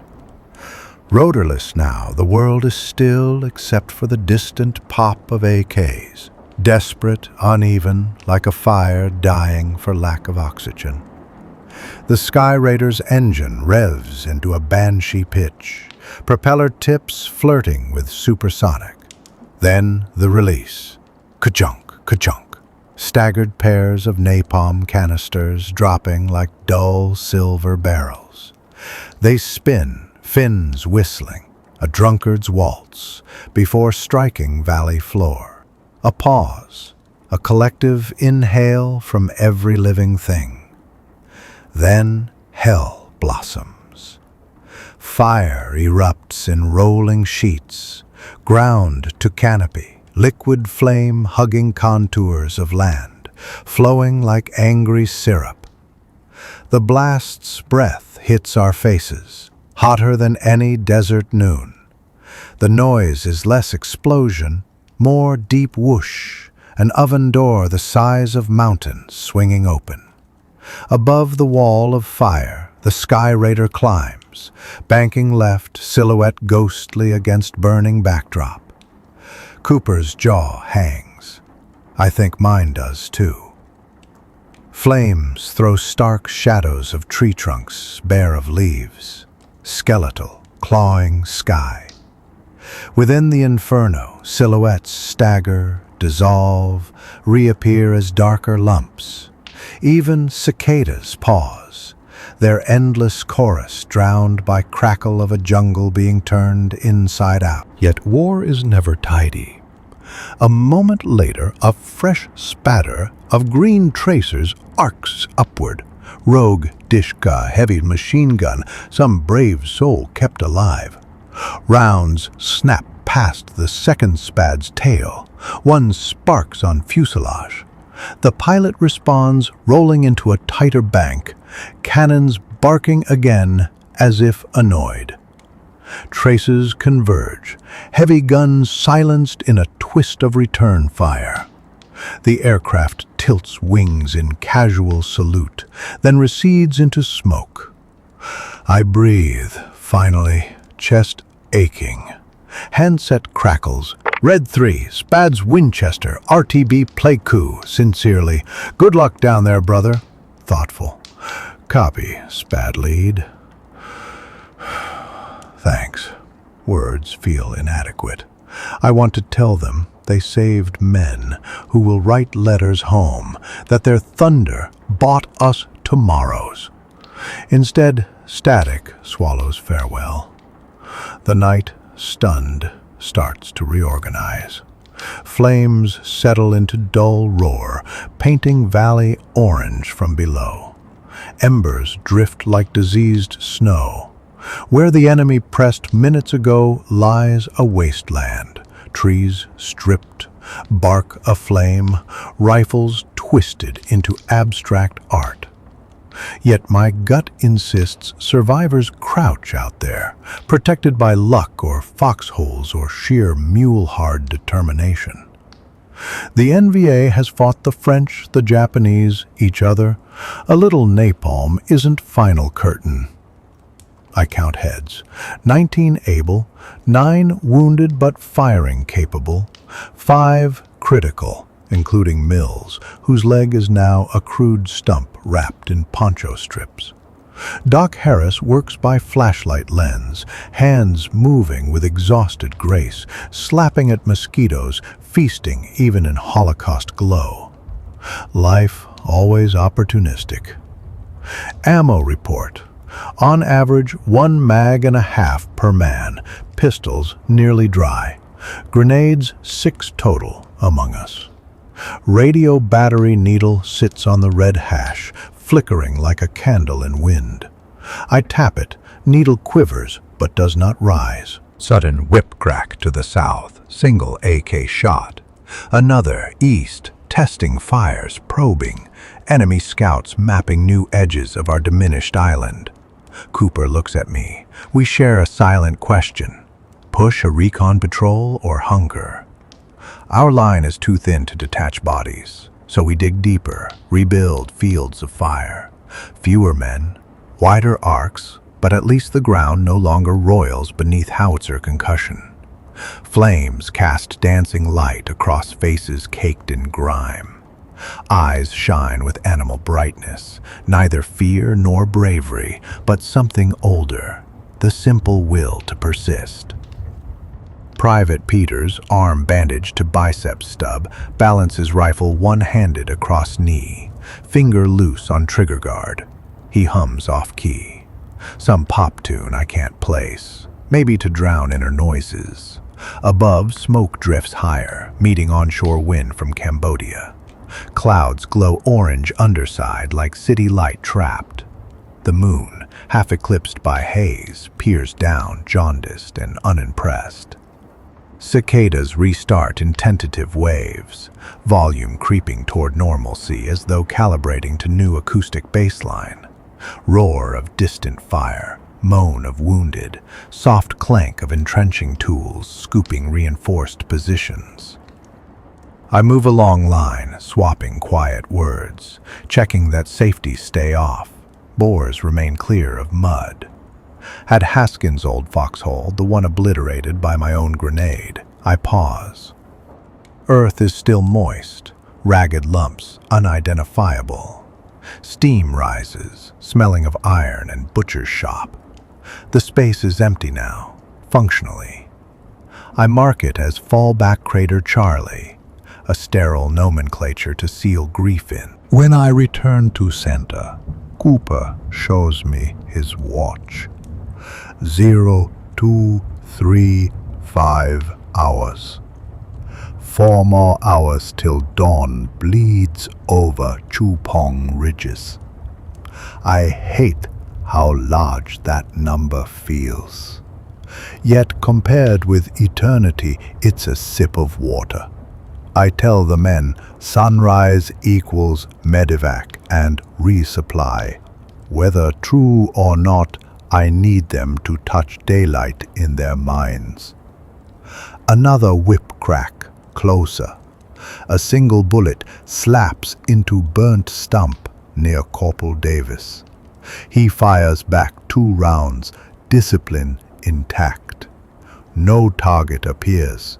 Cat and mouse hours begin. Harassing pot shots, whispered movement, the slow bleed of nerves. But for the moment after the Sky Raiders purge, the enemy lacks mass. We hold. The radio coughs, miracle battery synapse. A new voice, feminine, controlled. Dust off 6-1 to any ground station X-ray, inbound Bright Angel medevac. Request green flare over. My hand trembles. Dust off braving this charnel valley under night goggles, still in infancy. I click transmit. Whisper coordinates, warn of hot zone. She acknowledges without a quiver. Helicopter rotors soon murmur beyond southern smoke veil. Another promise of salvation that might also draw fire. I pop green flare as requested. Its emerald glow hisses skyward, hovers like a beacon of impossible hope. Men watch, silent. The thump whump grows, soft, respectful, almost contrite for intruding on battlefield's fragile lull. A single Huey ghosts across crater lip, side doors open, red crosses stark against white panels. Crew chief leans out, scanning with M60, tension taut. I wave, point to triaged clearing behind splintered termite ridge. Dust-off settles, skids kissing mud with feather grace. Cooper coordinates litter team. We hustle Mills, Dillard's replacement, and 3 others toward Angel Bird. My ribs protest. Gauze dampens anew. AK bursts stutter from tree line but overshoot. Tracer arcs high. Door gunner replies, short, angry bursts, dissuading. As litter lifts, I lean into cockpit, shout over engine. God bless you! Pilot winks behind visor. Bird claws upward, tilts, vanishes into smoke corridor. Tail rotor chopping sparks from airborne embers. A sigh ripples through remaining troopers. Envy, relief, exhaustion fused. Dust settles again. We reset guns, reinforce flank where foxholes yawn empty of evacuated. Each departure lessens rifle count, but leaving wounded meant dragging morale under. This trade is worth bullets. Cooper drops beside me, offers canteen. Water tepid, tinged with iodine, tastes of life. We pass it back and forth, each swallow measured. Off in distance, faint bugle peals, softer than earlier, curious rather than commanding. Recon, I think, gauging ruin. They'll try something before dawn, maybe infiltration through corpse-strewn no-man's land, maybe illusion of lull until our eyelids sag. My men eye horizon with haunted vigilance. Nobody will sleep. We barely blink. But I feel gears turning in enemy commander's skull. The air support carved a gap. They must either risk crossing charred ground or maneuver wide through bamboo thickets still intact. Either way, we own the center for the moment.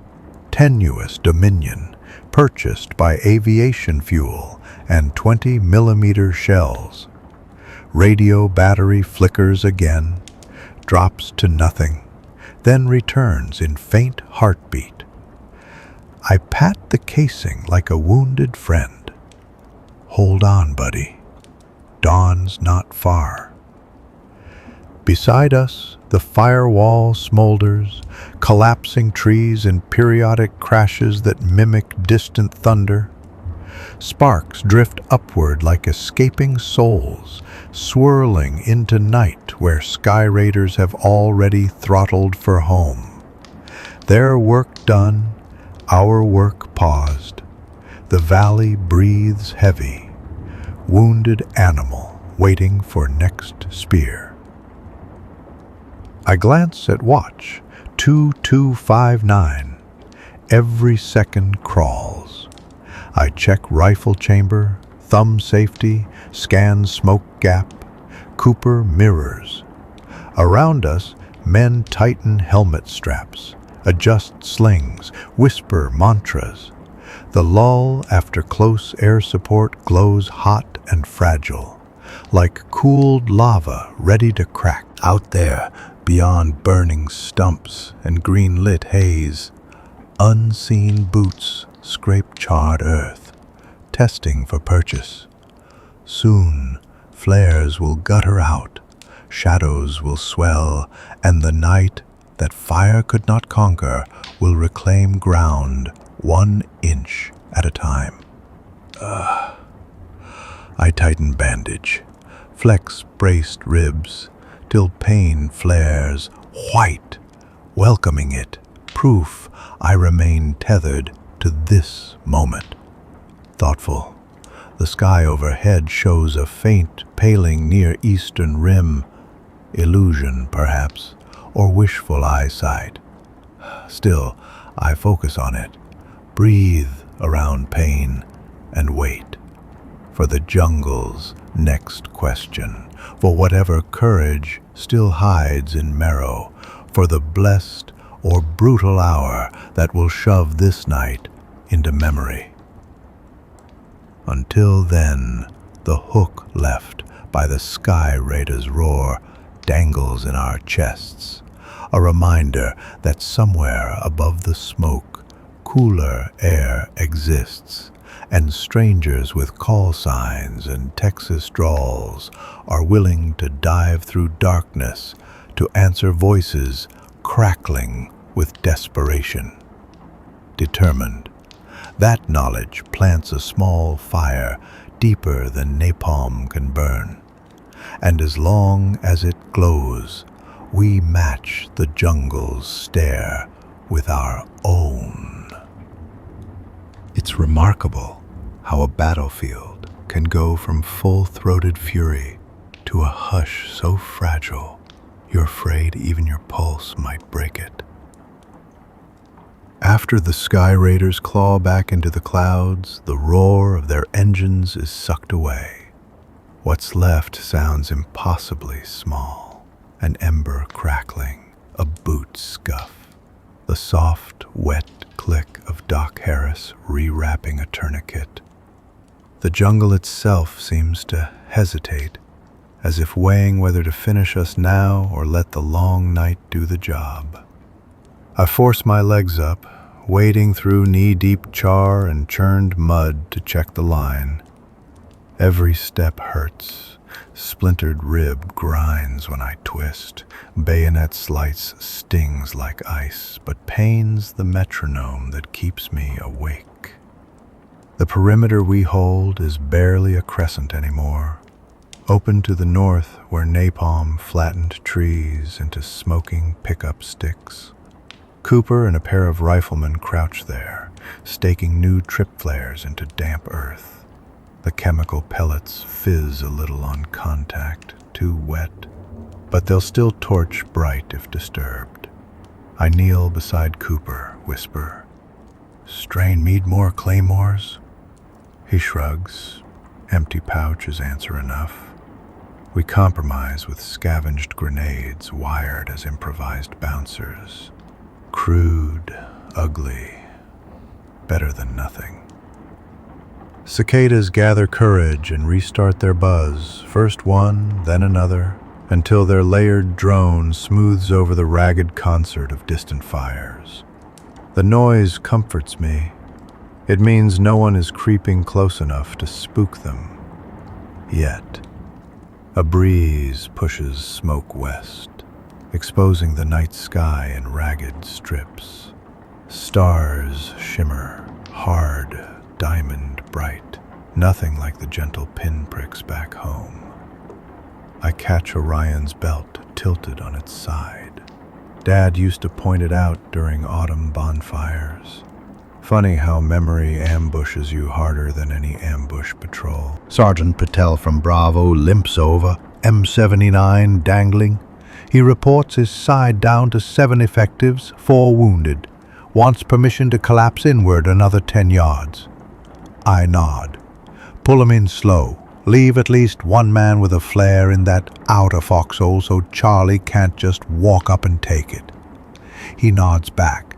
Unspoken gratitude passes between lieutenants promoted by attrition.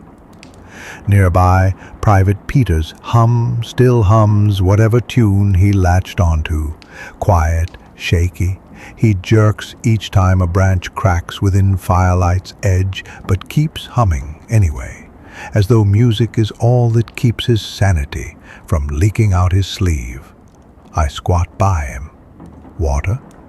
He tips canteen. Empty. Mine's half-inch left. I share it. The gesture costs almost nothing, yet his eyes brighten, thoughtfully. You learn fast that leadership isn't just maps and fire missions. Sometimes it's 2 swallows of iodine water at 3 in the morning. Behind us, in what's left of the CP, a paraffin lantern glows under a poncho rigged against drizzle. Lieutenant Patel and Cooper scratch a new scheme into damp dirt, pencil stubs for sticks, ammo tins for hillocks. The plan is simple. Overlapping sectors, narrowed to 15 meters, every foxhole assigned final protective line, if the perimeter folds. We're one concentric ring now, no second trench to fall back on. I study the sketch, commit angles to memory, then drag my boot through it. No reason to leave instructions for any enemy who claims this spot later. The radio coughs, only static, battery finally bled dry. We detach the whip antenna, prop receiver on its side like a wounded bird, but still monitor out of habit. Silence. Silence remains. I feel suddenly naked. No artillery umbilical, no sky full of prop angels, just our rifles and the yawning dark. For a moment, I want to howl at the moon in frustration, but I choke it down. A leader howling would undo whatever thin thread keeps these men stitched. I resume the circuit. Each position I drop a line of encouragement. Corporal Davis fiddles with an M60 link, annoyed says his feed tray's warped. I kneel, whack it straight with entrenching tool handle. It snaps shut. He grins, gap-toothed, and pats the gun like an old hound. 2 foxholes down, Wen knuckles rosary beads, murmuring Vietnamese Hail Marys. I let him be. Prayers fire farther than bullets tonight. At the far left, a fresh crater smolders where artillery walked too close. Steam curls, releasing an earthy smell mingled with something sickly sweet. In the center of that crater, half buried under shredded grass, lies an NVA bugle, brass twisted, mouthpiece blackened. I pick it up, wipe soot on my sleeve. The metal is warm, almost alive. Thoughtful. I'm tempted to raise it to my lips, just to feel a note vibrate, to remind myself music can exist here. But I tuck it into ammo pouch instead. Some relics shouldn't sing in this valley. The night deepens. 03:37 hours. Rain begins. First a scatter, then steady drizzle. It strikes the smoldering tree line with a hiss, kicking thin wisps of steam. Good. Rain softens muzzle flash, masks noise. But it also deadens footsteps, muffles grenade spoons, thoughtful. Double-edged sword. We adjust fuses on flares to compensate. My poncho is back with ruck I can't reach. Water slicks helmet and runs cold channel down spine. Lightning flickers low on southern horizon. Dry heat sheets no thunder. The flashes silhouette jagged ridges and briefly glaze the valley floor silver. In that stuttered light, I think I see movement, dark lumps between burnt trunks. Crawling, maybe dragging, wounded, maybe staging for another push. Hard to tell at distance, but instinct snarls. I slide back to center, whisper to Cooper, eyes north, maybe prepping. He nods, passes word, quiet taps on helmets, low hisses. No shouting, sound discipline is sacrosanct. Minutes crawl. Rain patters, mosquitoes whine, men shift cramped legs. Someone coughs it. Another whispers curse at Jam Zippo. I wait, every nerve tuned for the snap of a stick, the metallic clink, the sudden bugle that might break the world again. Instead, a different sound drifts, faint, rhythmic, almost musical. For a second, I think the ruined bugle found its voice. But no, this is softer, wood knocking wood. Enemy chopping branches, maybe constructing stretchers or stakes. My skin prickles. I weigh sending a 2-man recon, decide risk outweighs payoff. Better to pull fire discipline tight, make them step into claymores before we burn ammo. I instruct each foxhole, hold fire until flares or triplight. Trigger fingers flex, minds rehearse sequences, safety sight squeeze. Rehearsal is prayer for soldiers. Somewhere behind our arc, Doc Harris murmurs a story to Corporal Mills, something about fishing on the Potomac. Mills chuckles through morphine haze. The laugh floats across line, absurdly out of place, yet dearer than any victory speech. I pocket the sound for bleak moments. Lightning again, closer, brighter. This time I'm sure. Silhouettes shift beyond flame line. 24 maybe, hunched shadows creeping in low. They freeze when sky strobes, then melt back into darkness. My heart spikes. I mouth to Cooper, "They're coming." He signals Patel, Davis, Nguyen, chain reaction of poised intent. Minutes crawl. Rain patters, mosquitoes whine, men shift cramped legs. Someone stifles it. Another curse at jammed Zippo.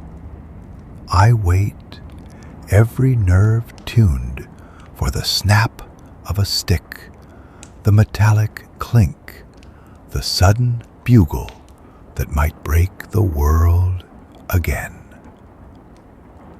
Instead, a different sound drifts, faint, rhythmic, almost musical.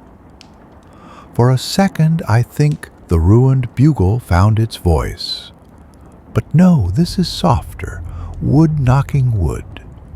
Enemy chopping branches, maybe constructing stretchers or stakes. My skin prickles. I weigh sending a 2-man recon. Decide risk outweighs payoff. Better to pull fire discipline tight, make them step into claymores before we burn ammo. I firmly instruct each foxhole, hold fire until flares or trip light. Trigger fingers flex, minds rehearse sequences, safety, sight, squeeze. Rehearsal is prayer for soldiers. Somewhere behind our arc, Doc Harris murmuring a story to Corporal Mills, something about fishing on the Potomac.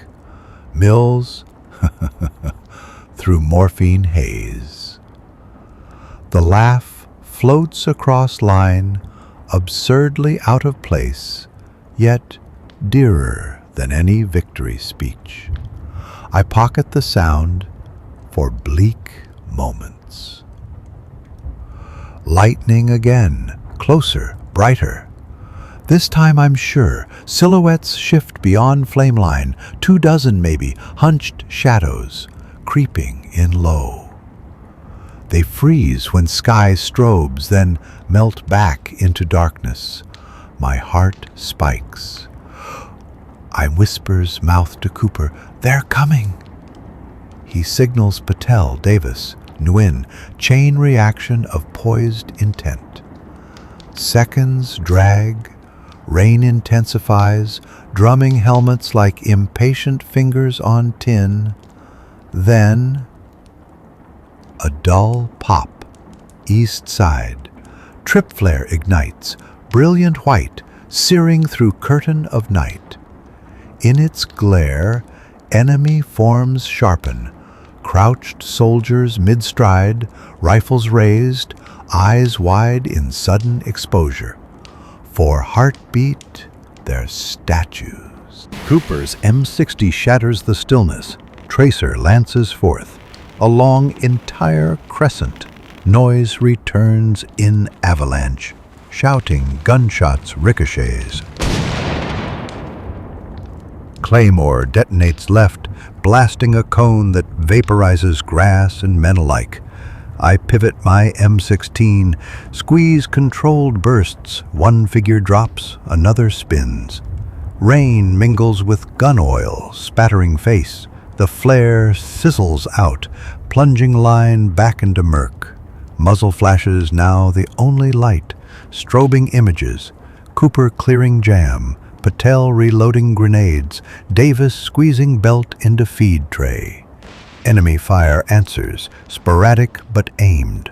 A bullet snaps past cheek, hot breath of mortality. Another ricochets off stump, showers bark across visor. I switch to semi, conserve rounds, pick shadowy movements framed by ember glow.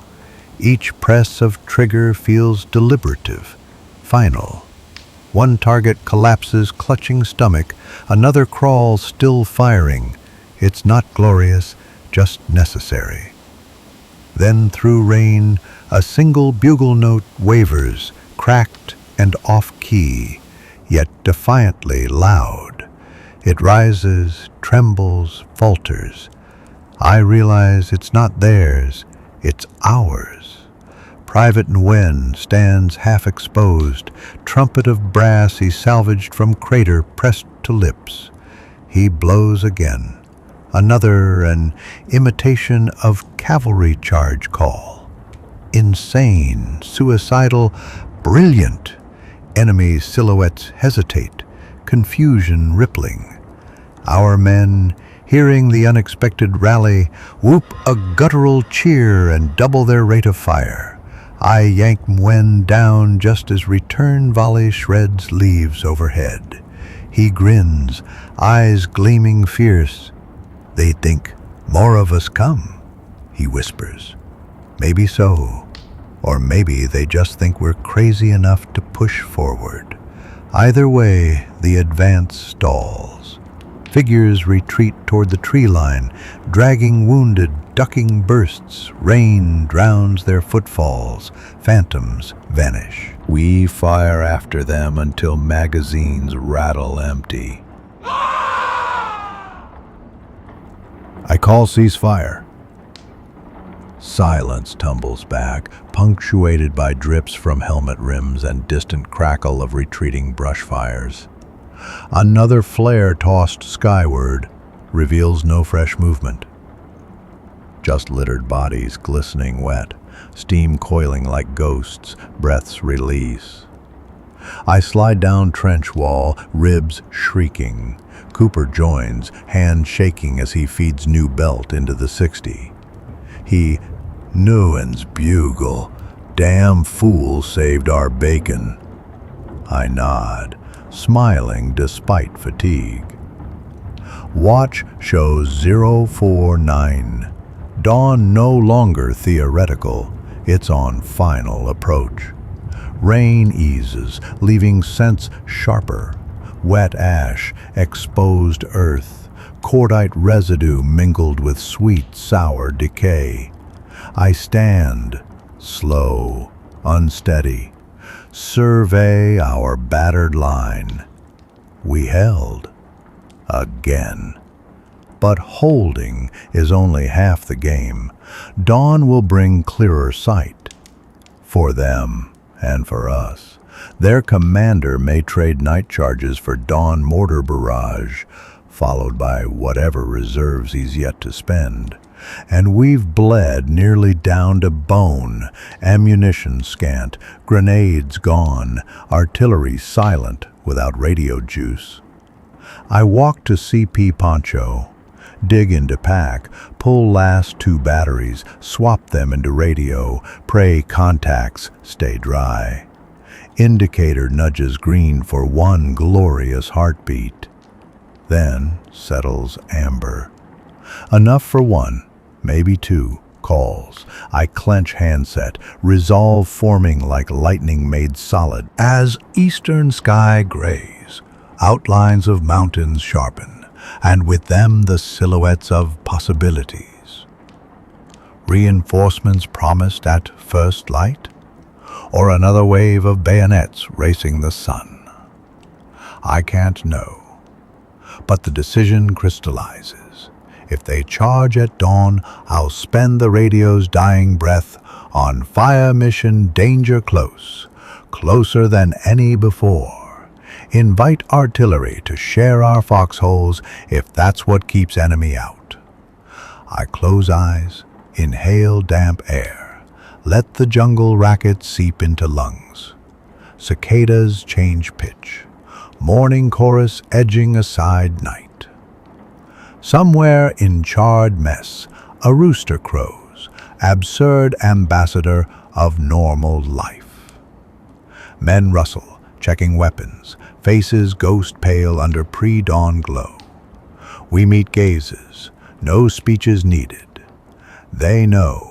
Sun will show our scars, and theirs, and what happens next rests on slender threads of steel, will, and the faint hum of a half-charged battery. I grip handset, thumb poised on transmit, listening for distant drums of movement beyond tree line. Rain stops. Humidity rises like a curtain. The valley holds breath once more, preparing its next question. And we, bloodied, sleepless, stubborn, prepare our answer. The first color sneaks into the sky like a thief. An almost color, lavender, smeared above Chupong's jagged crown. It paints the smoke in bruised pastels, and turns the damp grass from black to the dark shine of wet eel skin. Dawn always carries that cheap promise of clarity, but clarity cuts both ways. Shapes that hid in dark corners emerge, and now the enemy can count our foxholes the same way we count our remaining men. I kneel on the berm, wondering if the sun can smell fear. Breath slips white in cool air, the first truly cool air in 12 suffocating hours. The pause feels medicinal, but the dose is small. Across the northern flat, the napalm scar still smolders, but orange tongues have shrunk to charcoal glows. Beyond that, the jungle stands silent, a wall of silhouette palms crouched like jurors waiting to deliver a verdict. Cooper hands me his last can of sea ration peaches. We each take a syrupy cube, let the sugar jolt our brains. He tries a joke about breakfast in bed. It falls flat, but the attempt steadies us. Nearby, Private Nguyen wipes night-soaked mud from the bugle and tucks it under a dead comrade's poncho. No trumpet heroics in daylight. The trick's spent. At 05:23, the hush snaps. A single mortar round bloops from somewhere east. Its lazy arc ends in a deafening splash against the abandoned CP tarp, spraying mud like a fountain. Shrapnel hums overhead, burying itself in termite mounds with angry ticks. Another bloop, then 3 more, then a chorus. The next volley straddles our line, brilliant spouts of dirt and flame. The valley that had seemed drained of sound fills instantly with booms, whines, half-heard curses. I press the radio handset to my ear. Battery needle flickers uncertain yellow, and call in a blind shout. Urgent, Red 3 to any artillery. Grid 627814, fire mission, Battery 6, VT, danger close, over. The handset sparks faint, leaving my palm buzzing.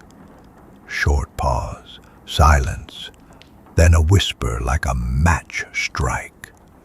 Red 3, this is Bravo 6 battery. Single tube only. 3 rounds. On your mark. Single tube or 100, I'll take it. Splash requested, I rasp. Then crouch as another mortar whumps 30 feet short, flipping Corporal Davis onto his back. Blood fans across his chest. Doc Harris dives, clamps a dressing, yellows for morphine he doesn't have. Mortars walk left, right, hunting pattern. They know exactly how shallow our crescent is now. Shot over, the battery whispers. Barking. I bark, shot out, though nobody hears above the shelling. Seconds later, 3 105s shriek overhead and slam into the mortar tree line. One detonates early, airburst. The other 2 rip treetops, showering shredded leaves. The unseen tubes go silent, but it's a silence filled with motion, branches whipping, shouting, voices in Vietnamese shouting to shift load. I know that rhythm. They'll lift mortar bipods and scurry closer under the new daylight, try to lob straight into our laps. We can't afford a second adjustment. I flip the battery selector to burst transmission, bite the handset like a wolf, intense. Repeat. Fire for effect. Fuse quick. Walk 10 north. Keep shooting till tubes dry. Static. Then a weary. Roger. Expend remaining. The needle slumps past red, but holds. Cooper squeezes my arm. Hope that barrel's blessed, he mutters. We press our cheeks to dirt as the sky devours another batch of shells. They crash deeper, successive thunder beats stomping the mortar nest flat. The jungle squeals like a thing alive, then falls, eerily calm. The battery radios a final, rounds complete, out, and the line dies forever, needle limp, circuit silent. We can't celebrate. Even with the mortars stunned, rifle cracks roll from the east, probing shots that chip the berm like angry woodpeckers. I crawl to Patel's sector. He's down to a single magazine and a belt of grenades missing pins. He's knotted the spoons with commo wire so he can jerk the whole bouquet at once. We share a look that recognizes insanity as just another tool. Rain-washed light grows stronger, and with it the enemy emerges, first as flickers, then bodies. They come low, using shell holes as stepping stones, leapfrogging in disciplined 2s and 3s. No bugles, no chance. This isn't a charge. It's a surgeon's knife aimed to cut final sinews. Our first volley drops 3, but others slip around flanks. I rotate to center where Nguyen's bugle hole sits vacant. He and Peters now man the M60, its barrel already smoking. "Hold them at 12!" I shout, and the gun thuds steady. 3-round bursts, the last full belt. Brass spatters my boots, hot kisses through canvas. The enemy answers with a burst from a captured M16, friendly tracers, sickening reversal. 1 round grazes my helmet edge. Metal rings, vision blurs. I shake sparks loose, keep firing. Left flank erupts. Patel yanks his grenade wire. 6 fragmentation grenades blossom together, a rolling crack that blows away brush and men alike. The concussive wave slaps our ears, but we cheer, a guttural noise cut short when a fresh wave appears right behind the smoke, stepping over craters. Ammo vanishes. I slap my last magazine home. 20 rounds if springs aren't bent, half empty if the night's jostling, jarred cartridges loose. Cooper fires single shots now, each deliberate. I can almost count our bullets like beads on a string, each one snapping away. Sudden movement. A cluster of NVA rushes the shattered CP tarp, maybe thinking it command again. They're 8 meters from my foxhole, closer to me than Patel is. I rip a smoke grenade, no pin to spare, hurl it, pray! It lands among them and spews blinding gray. Through the cloud, a figure charges, bayonet aimed like a spear. I fire, click, empty. No time to reload. Instinct brings rifle up, sideways, deflecting the thrust. The blade skitters across barrel, sparks. I twist, slam butt into his throat. He staggers, drops rifle. I draw fighting knife. 6 inches of black steel. Plunge down. Warmth splashes my wrist. He falls, taking the knife with him. Another silhouette looms. Cooper's 45 barks twice, drops him. Around us our men echo the same dance, rifles clubbing. After bolts lock back, fists and boots where magazines fail. Nguyen's M60 coughs dry. He and Peters tear belt links with bare fingers, feeding last rounds loose. The gun clicks empty. Resigned, then nothing. I yank bayonet from sheath. Shout, Fix blades! The command feels ancient, almost theatrical, but hands obey. Metal scrapes metal up and down the line, long teeth snapping onto muzzles. The enemy hears it too. A momentary lull settles, as though both sides recognize the ritual. Grim. Then they surge again, closer, hunched behind broken logs and corpses, eyes locked on our dwindling muzzles. A fizzling pop overhead. Our last trip flare, triggered by crawling infiltrator. Floods seen in ghastly white. In that sterile light, I count maybe 40 of them, spread wide, angled like an arrowhead pointed at our center. We are 12 able rifles, 9 bayonets, 5 sidearms, 0 reserves. Cooper nudges me. If we don't push now, they'll roll us in pieces. His voice is a gravel whisper, but there's iron in it. I look down the line. Patel, bloodied yet upright. Davis, propped on knees, feeding one final belt he found. Peters, clutching Wynn's shoulder where a bullet ripped sleeve but missed flesh. Eyes meet mine, question asked silently.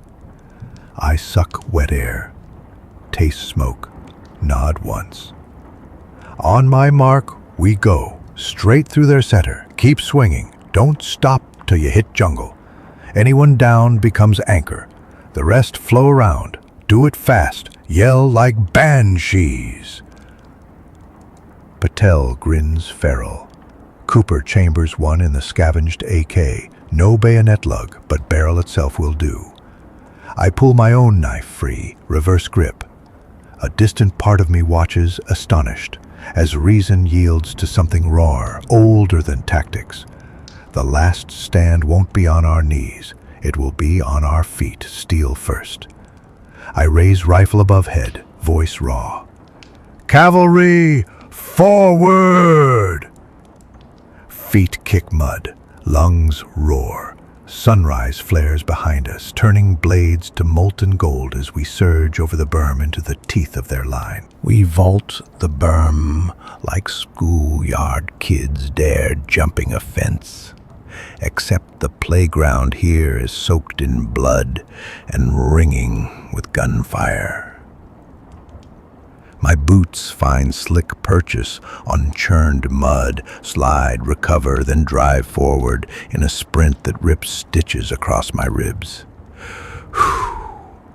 Around me, the men burst out of their foxholes with war cries, raw, ragged, nothing like parade ground shouts. Wynn's voice cracks as he blows something halfway between a bugle note and a scream. The dented brass flashing once in sunrise pink before he hurls it aside and levels his M60 as a club. The enemy's eyes widen. For hours they've probed a static defense, each push meeting our bullets. A countercharge catches them off guard. Surprise buys us 2 full heartbeats. Enough to crash into their forward skirmishers before muzzles rise. My bayonet meets cloth and bone, grinds along a rib, punches through. The man folds, face inches from mine. Breath reeking of cordite and stale rice.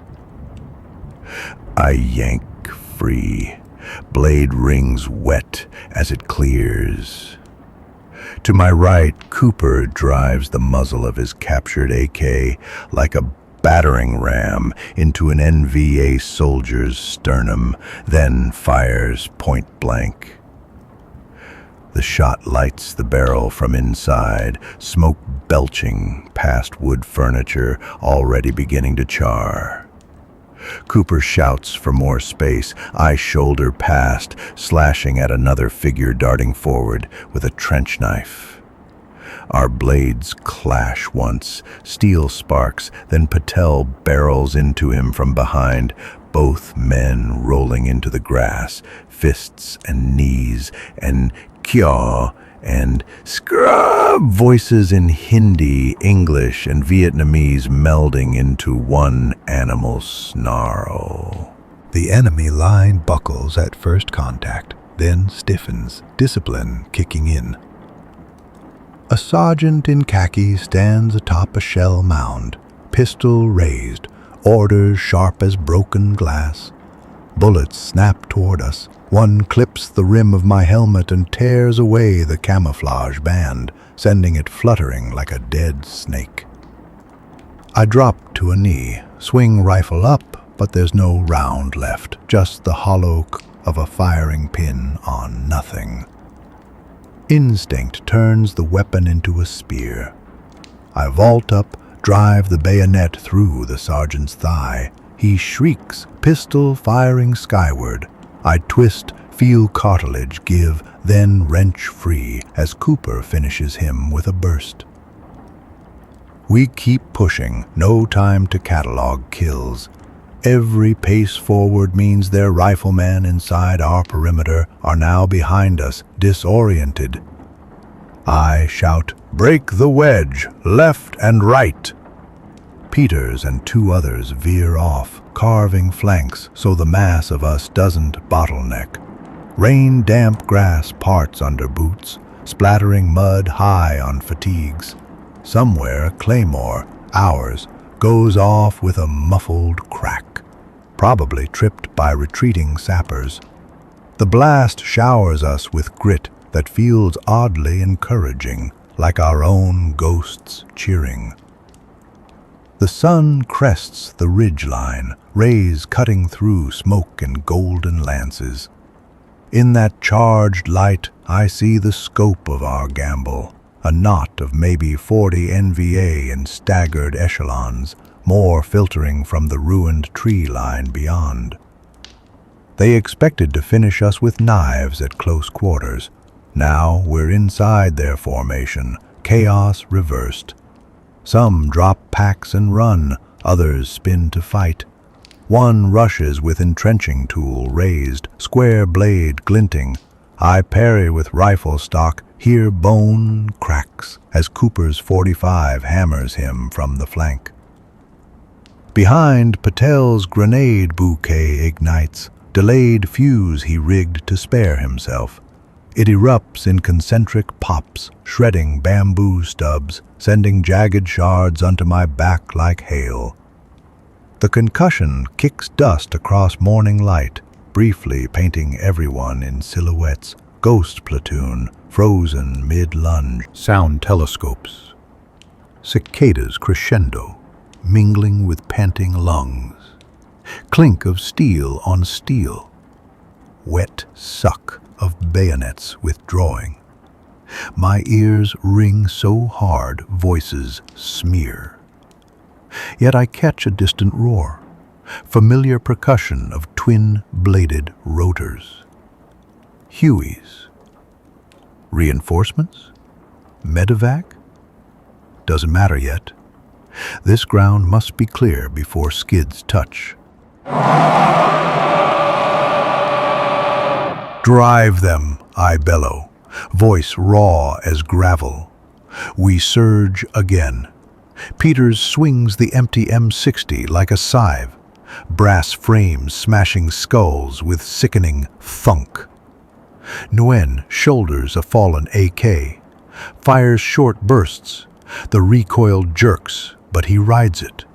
Tracers whipping ahead like angry comets. Two enemy soldiers crumble, a third pitches forward, clutching neck. Arterial spray ribboning dawn. We crest a shallow rise, remnant of an anthill, find ourselves peering down at the mortar pit that harassed us earlier. Two tubes lie overturned, crews scattered, some dead, some scrambling for sidearms.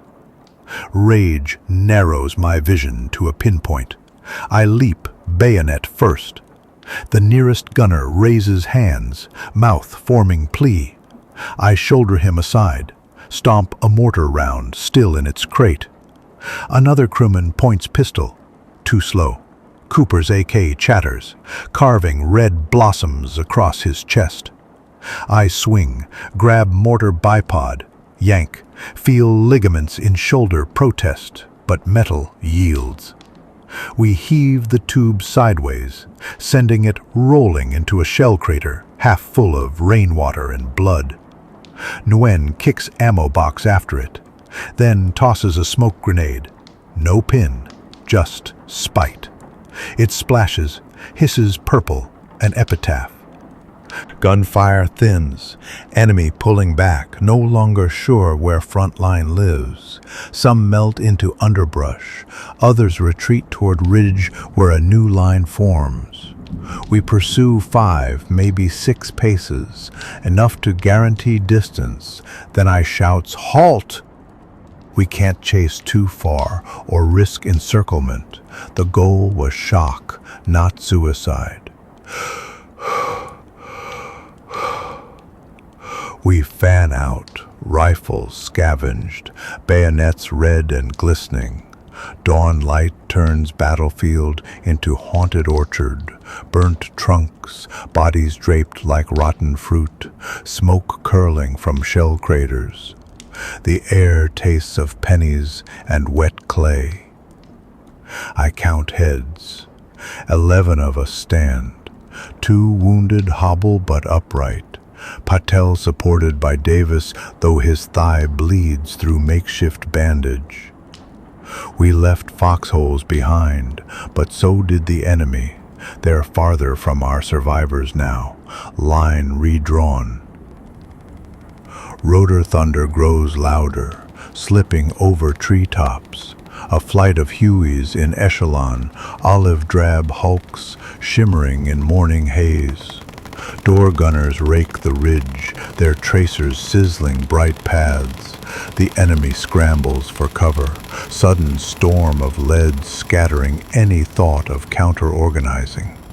I wave rifle overhead, signaling LZ clearance, though smoke still hangs. Cooper pops orange panel from ruck, flaps it wide. First Huey hovers, rotors chopping, ash into cyclones. Lands rough in flattened area our charge just fought through. Skids touch. Shh. A lieutenant in fresh fatigues jumps down. Shh. Eyes huge as he takes in carnage. Behind, squads pour out, weapons high. I stride over, shirt-soaked, mud-caked bayonet glinting. Perimeter this way! I growl, voice cracks.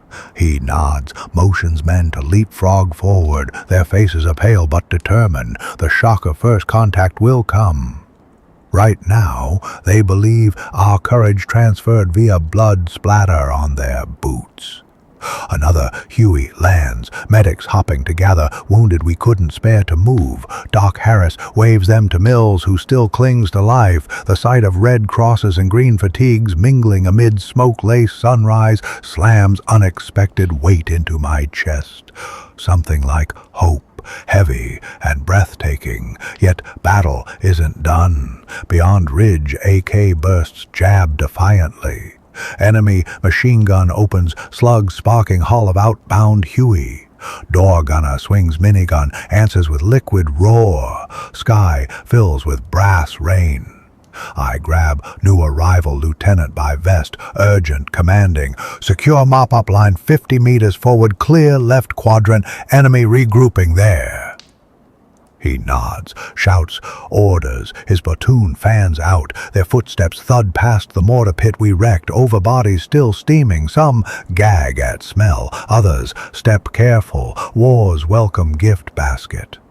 Back at our original berm, survivors from my platoon trickle in, eyes dazed, knives slick. Peters sets M60 down gentle, as if laying a sleeping child.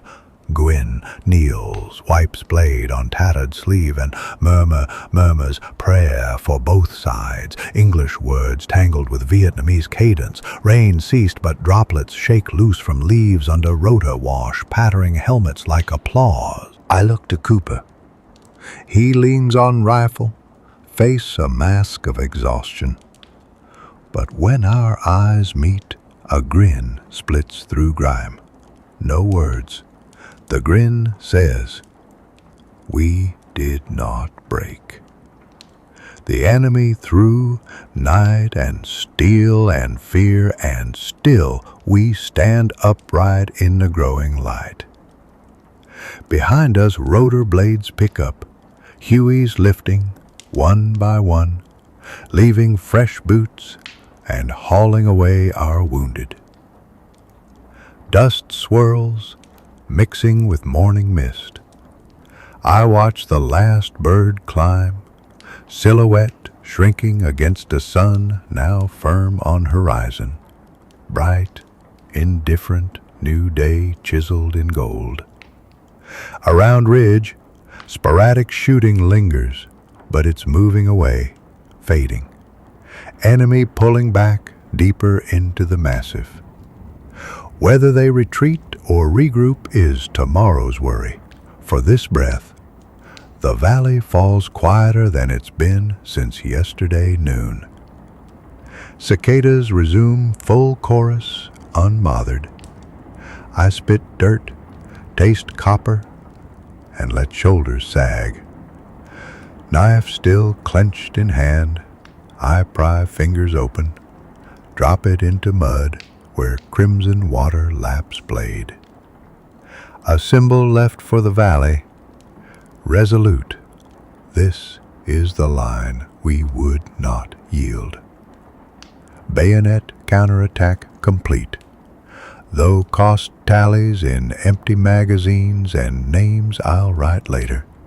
For now, the thump of departing rotors fades, replaced by rustle of reinforcements digging fresh foxholes, resetting claymores, preparing for the next act.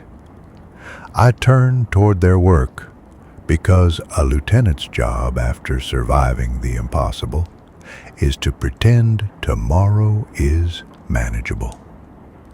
Sun climbs, drying blood to rust on my sleeves. In its glare, I see outlines of new positions, new maps, new fights. But I also see, for this first fragile moment, the shape of survival. The jungle watches, silent for once, and I stare back, unblinking. Bayonet charge ghosts still thrumming in veins. I whisper to the morning, we're not gone yet. Fresh rotor thunder rolls in from the southeast. At first, a faint patter like rain on a distant tin roof. Then a swelling drumbeat that shakes the leaves and sends ripples through puddles of congealed blood. I look up from the field map scratched into the mud just as the lead Hueys nose over the ridgeline, green bellies lit by the newborn sun. Their rotor discs glitter with dew. Their stubby shadows race across the elephant grass, reaching the LZ before the skids themselves can touch. "Jock 1 inbound, 2 minutes, crackles a voice over my newly repowered PRC-25, the fresh battery still warm from the tech sergeant's pocket. Static curls around the words like smoke, but the meaning is clear. Boots, bullets, and bandages are about to rain from the sky.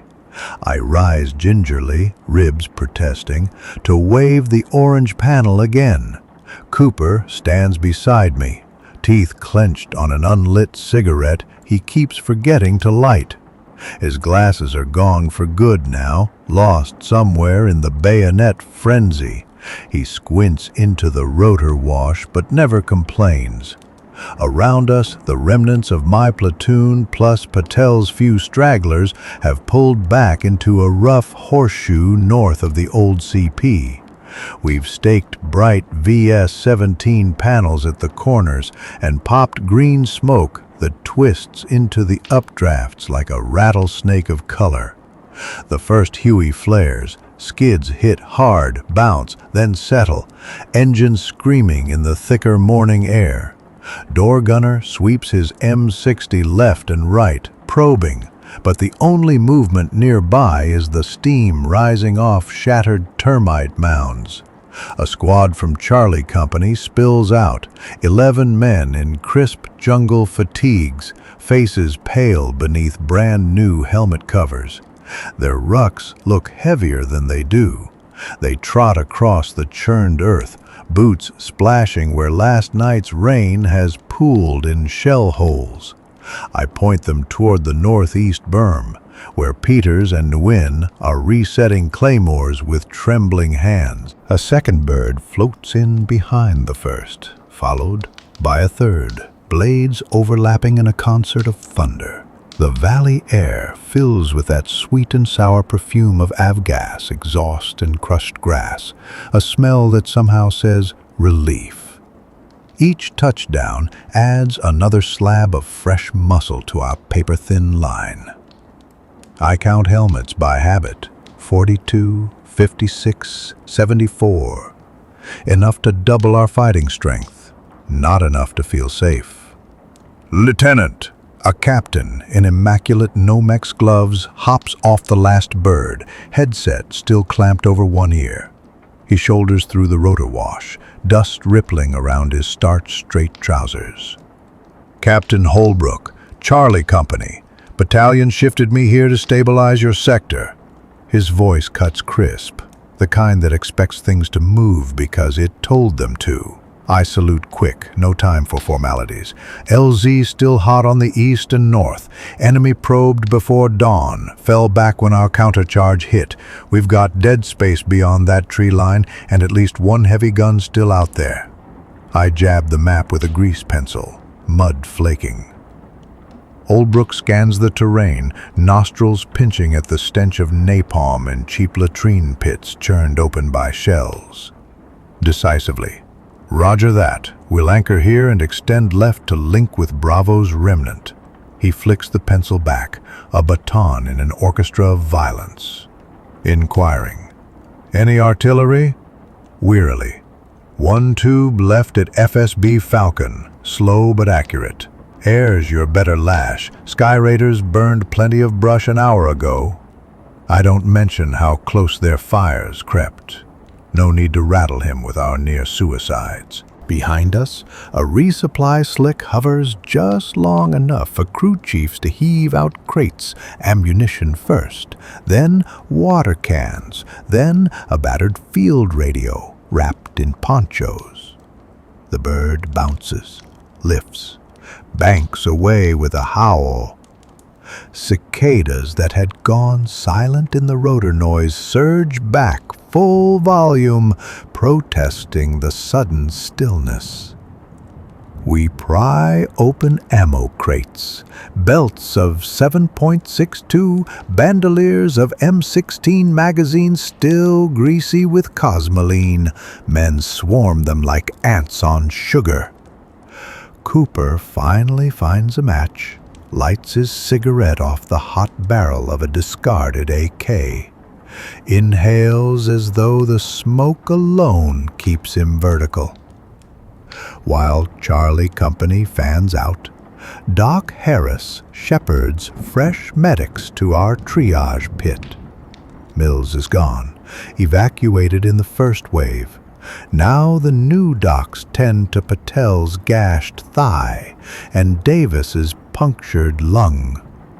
Morphine syringes glint in morning light as one by one the wounded sink into merciful quiet. Unspent screams hang in the air like unfinished sentences.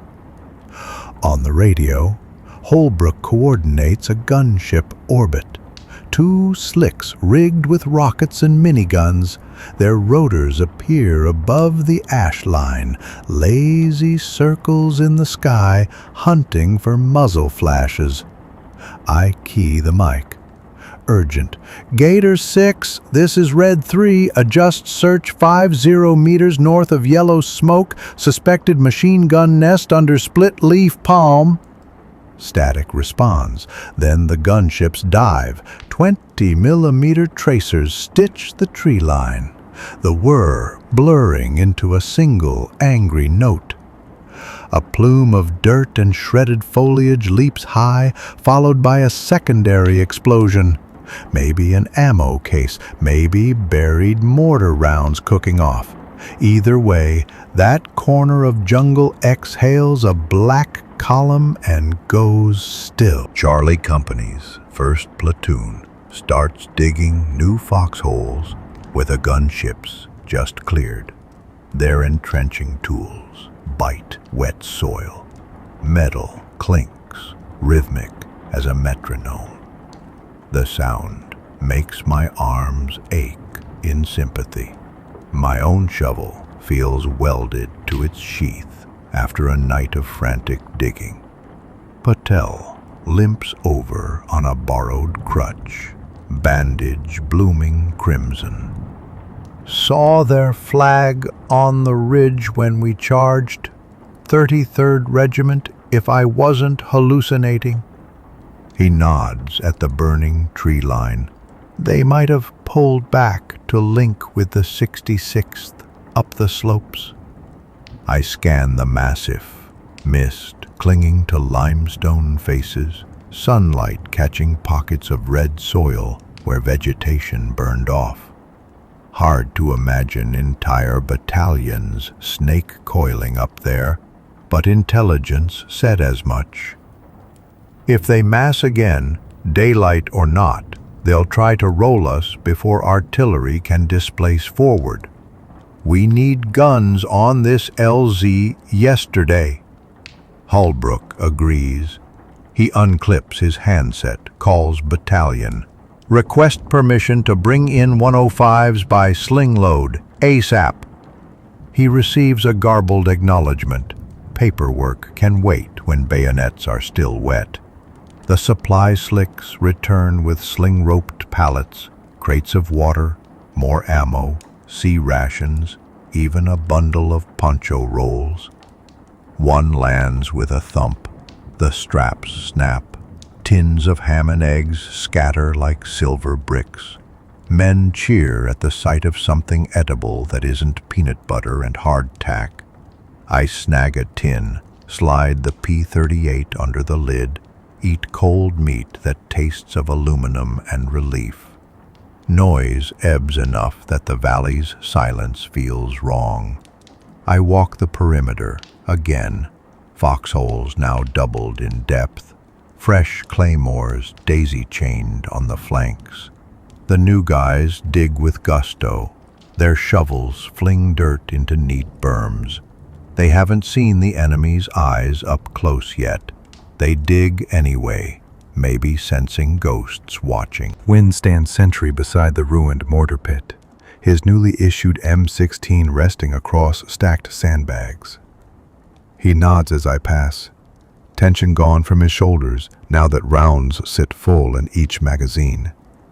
The bugle is gone, buried under the collapsed anthill to keep temptation from finding his lips again. Cicadas lull for a moment, odd mid-morning pause, and in that gap I hear distant chopping. 2 CH-54 Tara flying cranes sagging under the weight of artillery pieces, rotor discs wider than a house.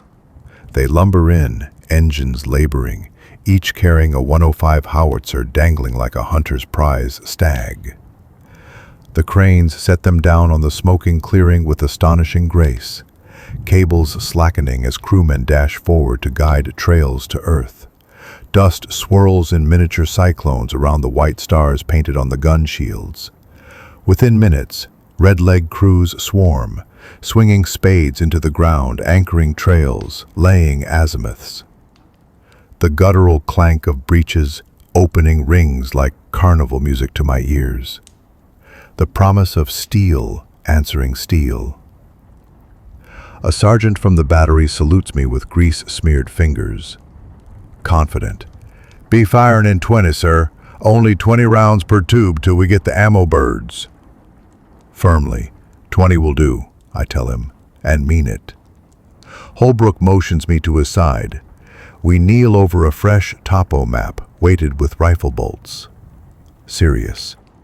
Cav wants us to sweep north once guns are online, push to the base of Chupong, recover casualties, disrupt any regrouping. He glances at my ragged platoon, inquiring, "Think your boys can anchor our right?" My laugh comes out like a cough. Sarcastic. "Anchor? We'll be the rusty nail sticking out of the board, Captain." Defiant. "But we won't bend." He claps my shoulder, stands and begins issuing orders in that parade ground bark. New platoons spread into wedge formations, point men picking paths through charred grass. Gunship shadows slide across their helmets. Constant escort. Cicadas climb to a piercing trill again, as if cheering the choreography. I take my place at the rightmost wedge, Cooper on my left, Peters hauling a replacement M60 on my right, the barrel still factory oily, untouched by carbon. Nguyen hands out spare belts, clinking like chains of gold. Each link feels heavier than any metal.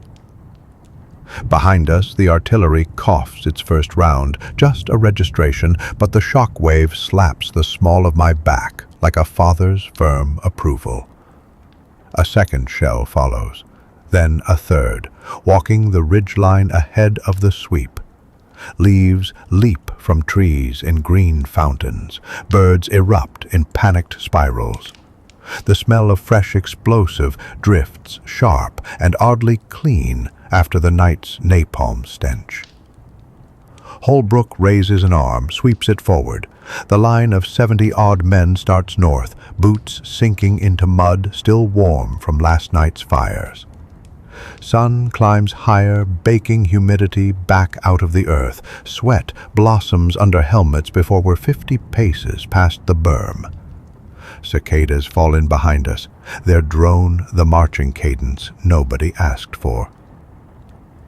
I glance once over my shoulder. The LZ now glitters with metal, howitzer barrels pointing skyward, stacks of ammo crates waiting, medevac birds circling like guardian hawks. Our dead lie wrapped in ponchos near the pad, tags fluttering in rotor wash, waiting for their own ride home. I whisper a promise to come back for them, and then turn away, rifle ready. Grass brushes thighs, sticky with soot and morning dew, and every step forward aches. But aches clean, like muscles finally flushing poison. The map in my pocket says we're advancing barely 400 meters, yet it feels like the first mile on a road out of nightmare. We haven't won. The guns are still speaking. The jungle still hides rifles. But with reinforcements at our backs and steel in front of us, the valley no longer feels like a death trap, more like a contested front porch we intend to claim. Cooper nudges me, points to the skyline. 3 more Hueys inbound, their silhouettes stubby against the brightening sky. Hopeful. More ammo. Maybe fresh radio batteries, maybe even coffee if gods are kind.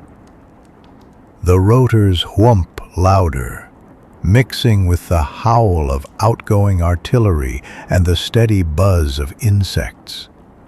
And somewhere beneath that layered cacophony, my heartbeat finally slows to a rhythm that feels almost human. Steady enough, at least, to carry me into whatever waits just beyond the next wall of bamboo. The jungle has a way of letting you know when the blood clock finally clicks over to 0. It doesn't announce victory with horns or banners, just starts peeling sounds away, layer by layer, until what's left feels thinner than quiet, a hush you're scared to breathe against. We felt it sometime after noon, maybe a mile short of the Chupong's first spurs.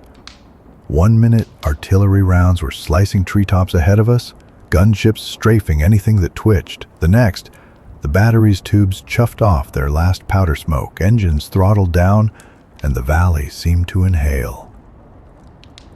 We halted under a scrim of bamboo, sweat pouring off helmets like rain gutters. Sunlight speared through holes in the canopy, spotlighting floating dust motes and the gun oil sheen on our weapons. Every man's eyes were still wide, whites showing, waiting for the next crack or thump. None came, only the unanswered buzz of insects reclaiming their stage. The sudden absence of explosions actually hurt, a pressure release that made eardrums throb. Holbrook held a palm over his head, freeze in place, and rotated a slow circle listening. No AK staccato, no distant bugle. Smoke still drifted from shell craters, but nobody, enemy or friendly, fired at it. Cooper leaned closer, as if words spoken above a whisper might restart the fight. "Sir, I think they pulled out." I nodded, though doubt clutched my throat. The NVA had vanished before, melting into elephant grass, only to surge back like surf. Yet the silence felt different this time. Deeper, resigned, almost embarrassed by its own persistence. We pushed another 100 meters and found why. A low saddle opened into a natural basin littered with poncho shelters, half-buried ammo cans, rice sacks, even a couple of bicycles stripped for parts. Everything pointed down slope in panicked abandonment. Footprints scuffed through charcoal, discarded bandages speckled brown. Blood trails wound toward the forest's deeper shadows, but never crossed back. It looked less like a camp than a confession. We were here. Now we're gone. Keep the ghosts. Holbrook signaled a halt. Squad leaders fanned through the clearing, rifles high, bayonets fixed but unused. Peters prodded a rice sack with the M60 barrel. A fat rat bolted out, nearly toppling Nguyen, who cursed in 2 languages before laughing for the first time in 24 hours. I knelt by a stack of mortar rounds, still safe behind their wax seals. Labels marked Chinese manufacture. Thoughtful. "Plan to keep lobbing till we broke," Cooper muttered. "Looks like we broke first." Maybe so, but the missing crews and the hasty retreat told a different story. They'd reached some invisible coastline and called it quits. Intelligence later would chalk it up to our artillery chewing their command net, to air power turning supply caches to smoke, to our bayonet charge gut-punching their morale. In the moment, it felt more primitive. 2 predators fought through the night until one blinked at sunrise. Holbrook ordered a 360-degree cordon while demolition teams spiked the captured tubes and burned the rations. Flames licked humid air, throwing cabbage-scented smoke that made stomachs growl in spite of nausea. We dumped enemy ammo into pits, sprinkled thermite, stood back as white sparks etched the barrels. The hiss sounded like vipers arguing, short, violent, over before you grasped the language. With the basin secure, we radioed rear CP. Objective cleared. No contact. Commencing casualty search. Static answered, then a dry, emotionless, "Roger, continue." The emotionless tone rang odd after so much fury, but maybe calm was the only thing command had left to give. We split into buddy pairs, combing brush for survivors, ours and theirs. I moved with Win, boots swishing through knee-high ferns. The jungle had reverted to its daytime breath, cicadas droning, birds gossiping in manic flutters. But every dozen steps we stumbled on last night's residue, blood-pooled grass, a forgotten AK, drag marks ending at a fresh grave of leaves.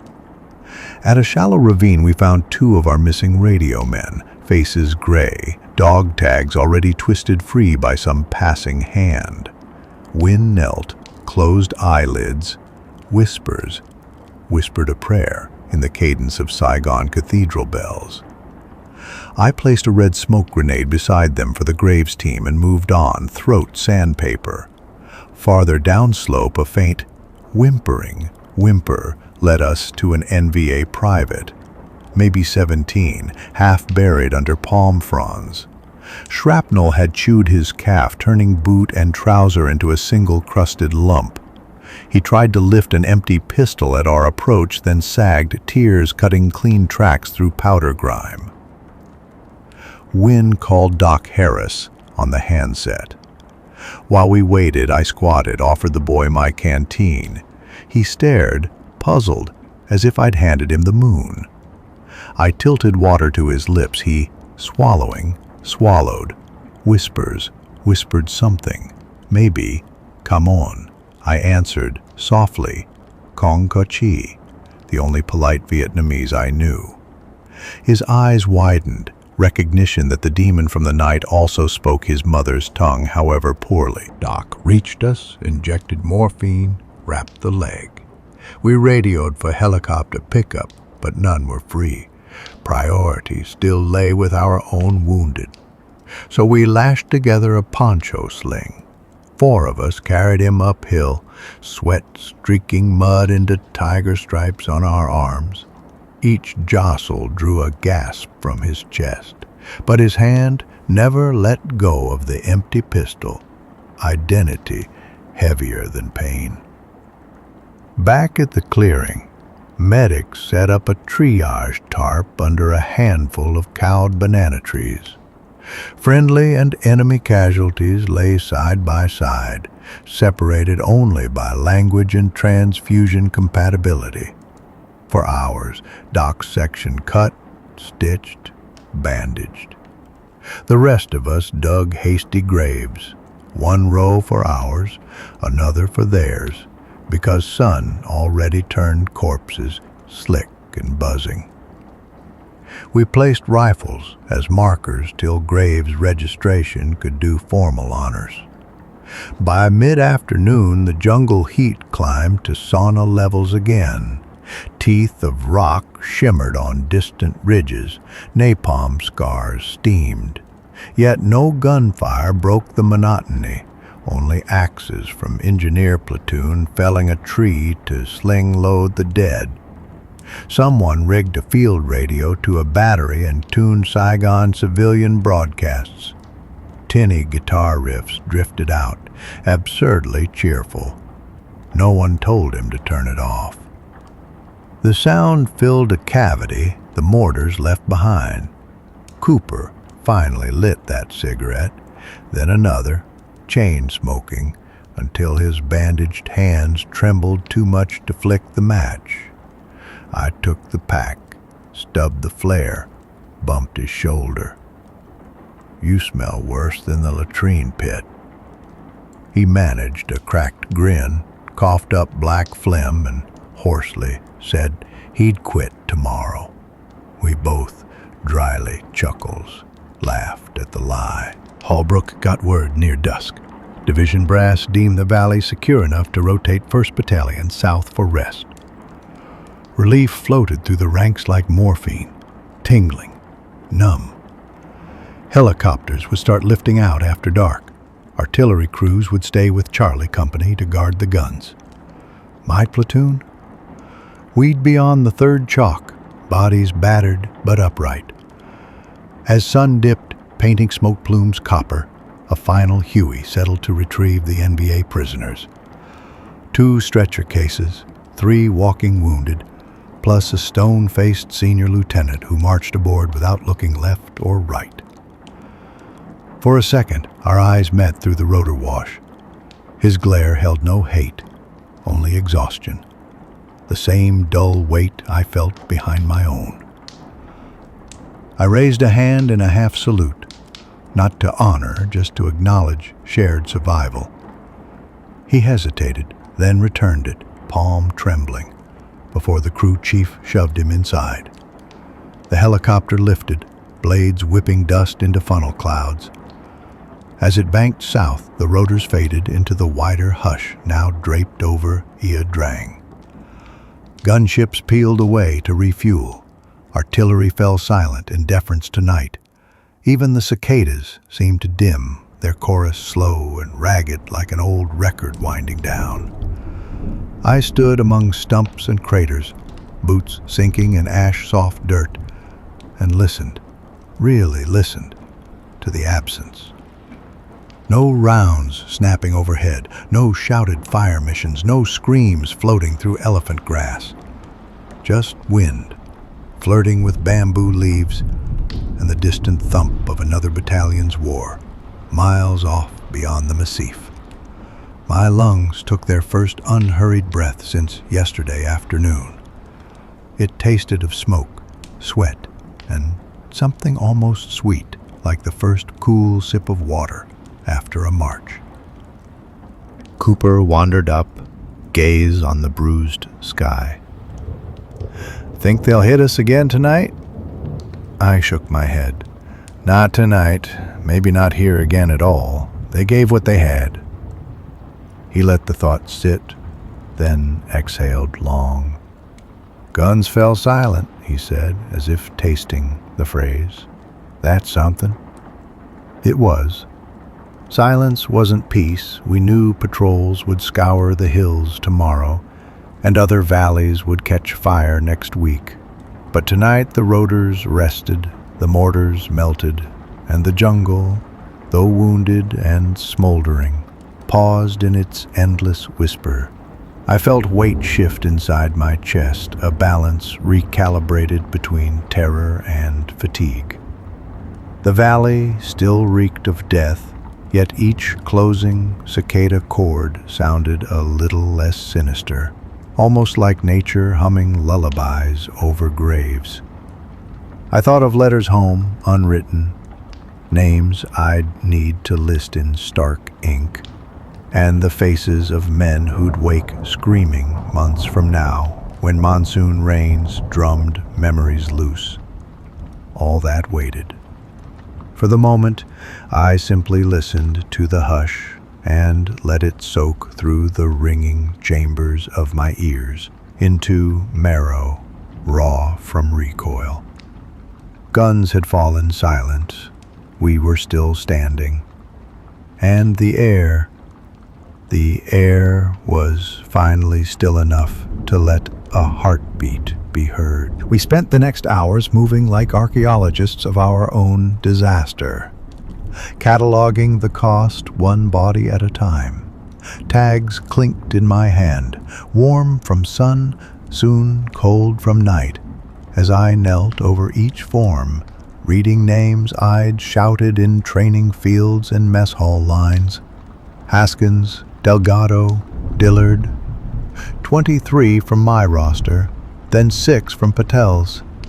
The column of numbers under KIA grew until the neat page in my notebook looked obscene, like a butcher's receipt mistakenly written in cursive. Charlie Company's clerk hovered beside me, scribbling duplicates for battalion. We worked without speaking. Words would only slow the pen. Each entry demanded a check for spelling. Wilson, 1L. Martinez, accent dropped because the typewriter back home won't print it. Errors here would haunt mothers already drowning in grief. So I double-checked and triple-checked while the jungle dimmed from copper to pewter and the first bats flitted above broken trees. When the list was done, I folded it, slid it into my breast pocket, and felt its weight settle against my ribs, heavier than shrapnel. Cooper stood behind me, cradling a helmet that wasn't his. "Found this near the creek," he murmured. A single playing card was taped inside. Queen of Hearts, edges frayed. No name. We'd file it as unknown for now. Trust Graves to match it later. He tucked the helmet on a row of others, each waiting under ponchos like mourners at their own wake.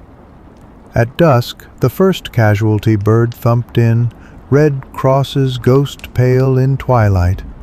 Crew chiefs moved with reverence, sliding litters along aluminum rails, whispering apologies each time metal bumped.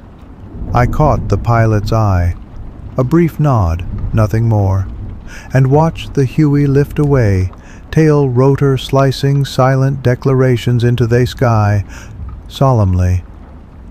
We carry them home. Solemnly. We carry them home. After the last flight, fireflies sparked among ruined grasses, their lights strangely cheerful. I sat on an ammo crate, pulled out my map, and drew a small X where Haskins fell, then another for each of my men. The paper soon looked like a night sky dense with unfamiliar constellations. Tomorrow, some staff officer would translate those stars into coordinates, file them in a report nobody outside the regiment would read. But I needed the chart for myself to remember exactly where the universe tilted. Holbrook approached, boots crunching ash. Division signed off, he said. Ia Drang sector officially secure. He delivered the line flat, as though announcing rations. Neither of us laughed. Secure just meant the noise moved elsewhere. He handed me a ragged envelope, corners damp. Mail run from Pleiku, found it in your resupply crate. I recognized my sister's handwriting, postmark 3 weeks old. I slipped it unopened into my pocket, not ready to mix those worlds yet. Night settled for good. No flares, no tracers, even the cicadas toned themselves down, as if embarrassed by yesterday's spectacle. A faint breeze drifted from the massif, carrying the smell of wet limestone and trampled bamboo, a scent with no gunpowder in it. I breathed deep, surprised my lungs remembered how. Around the makeshift perimeter, new troops murmured over sea rations, first taste of fear behind rather than ahead. My veterans sprawled nearby, eyes half-lidded but awake, unwilling to surrender to sleep while the valley still whispered. Peters strummed a broken-string guitar somebody scavenged, chords thin and wobbly yet stubborn. The tune hovered between hymn and lullaby, and for a few minutes the Ia Drang felt almost merciful. I rose, walked to the edge of the clearing where the jungle began again, dark and unreadable. Crickets chirped from the undergrowth, steady, normal. I listened until I could separate each rhythm, cricket, breeze, distant rotor on medevac route, heartbeat. Behind me, the camp lights flickered as generators coughed. Ahead, only blackness. I tilted my helmet back, spoke softly into the void. We counted you. It was all I could promise the dead, enemy and friend alike. Not justice, not meaning, just the certainty that someone kept tally. Then I turned away, let the jungle close its curtain, and stepped toward the faint glow of campfires, toward letters unwritten, toward a sleep that would come hard and leave harder. Guns were silent now, but memory bore its own recoil. Tomorrow we'd lift out the war sliding under us like an endless green river. Tonight we stayed, custodians of silence, guardians of names inked too recently to fade.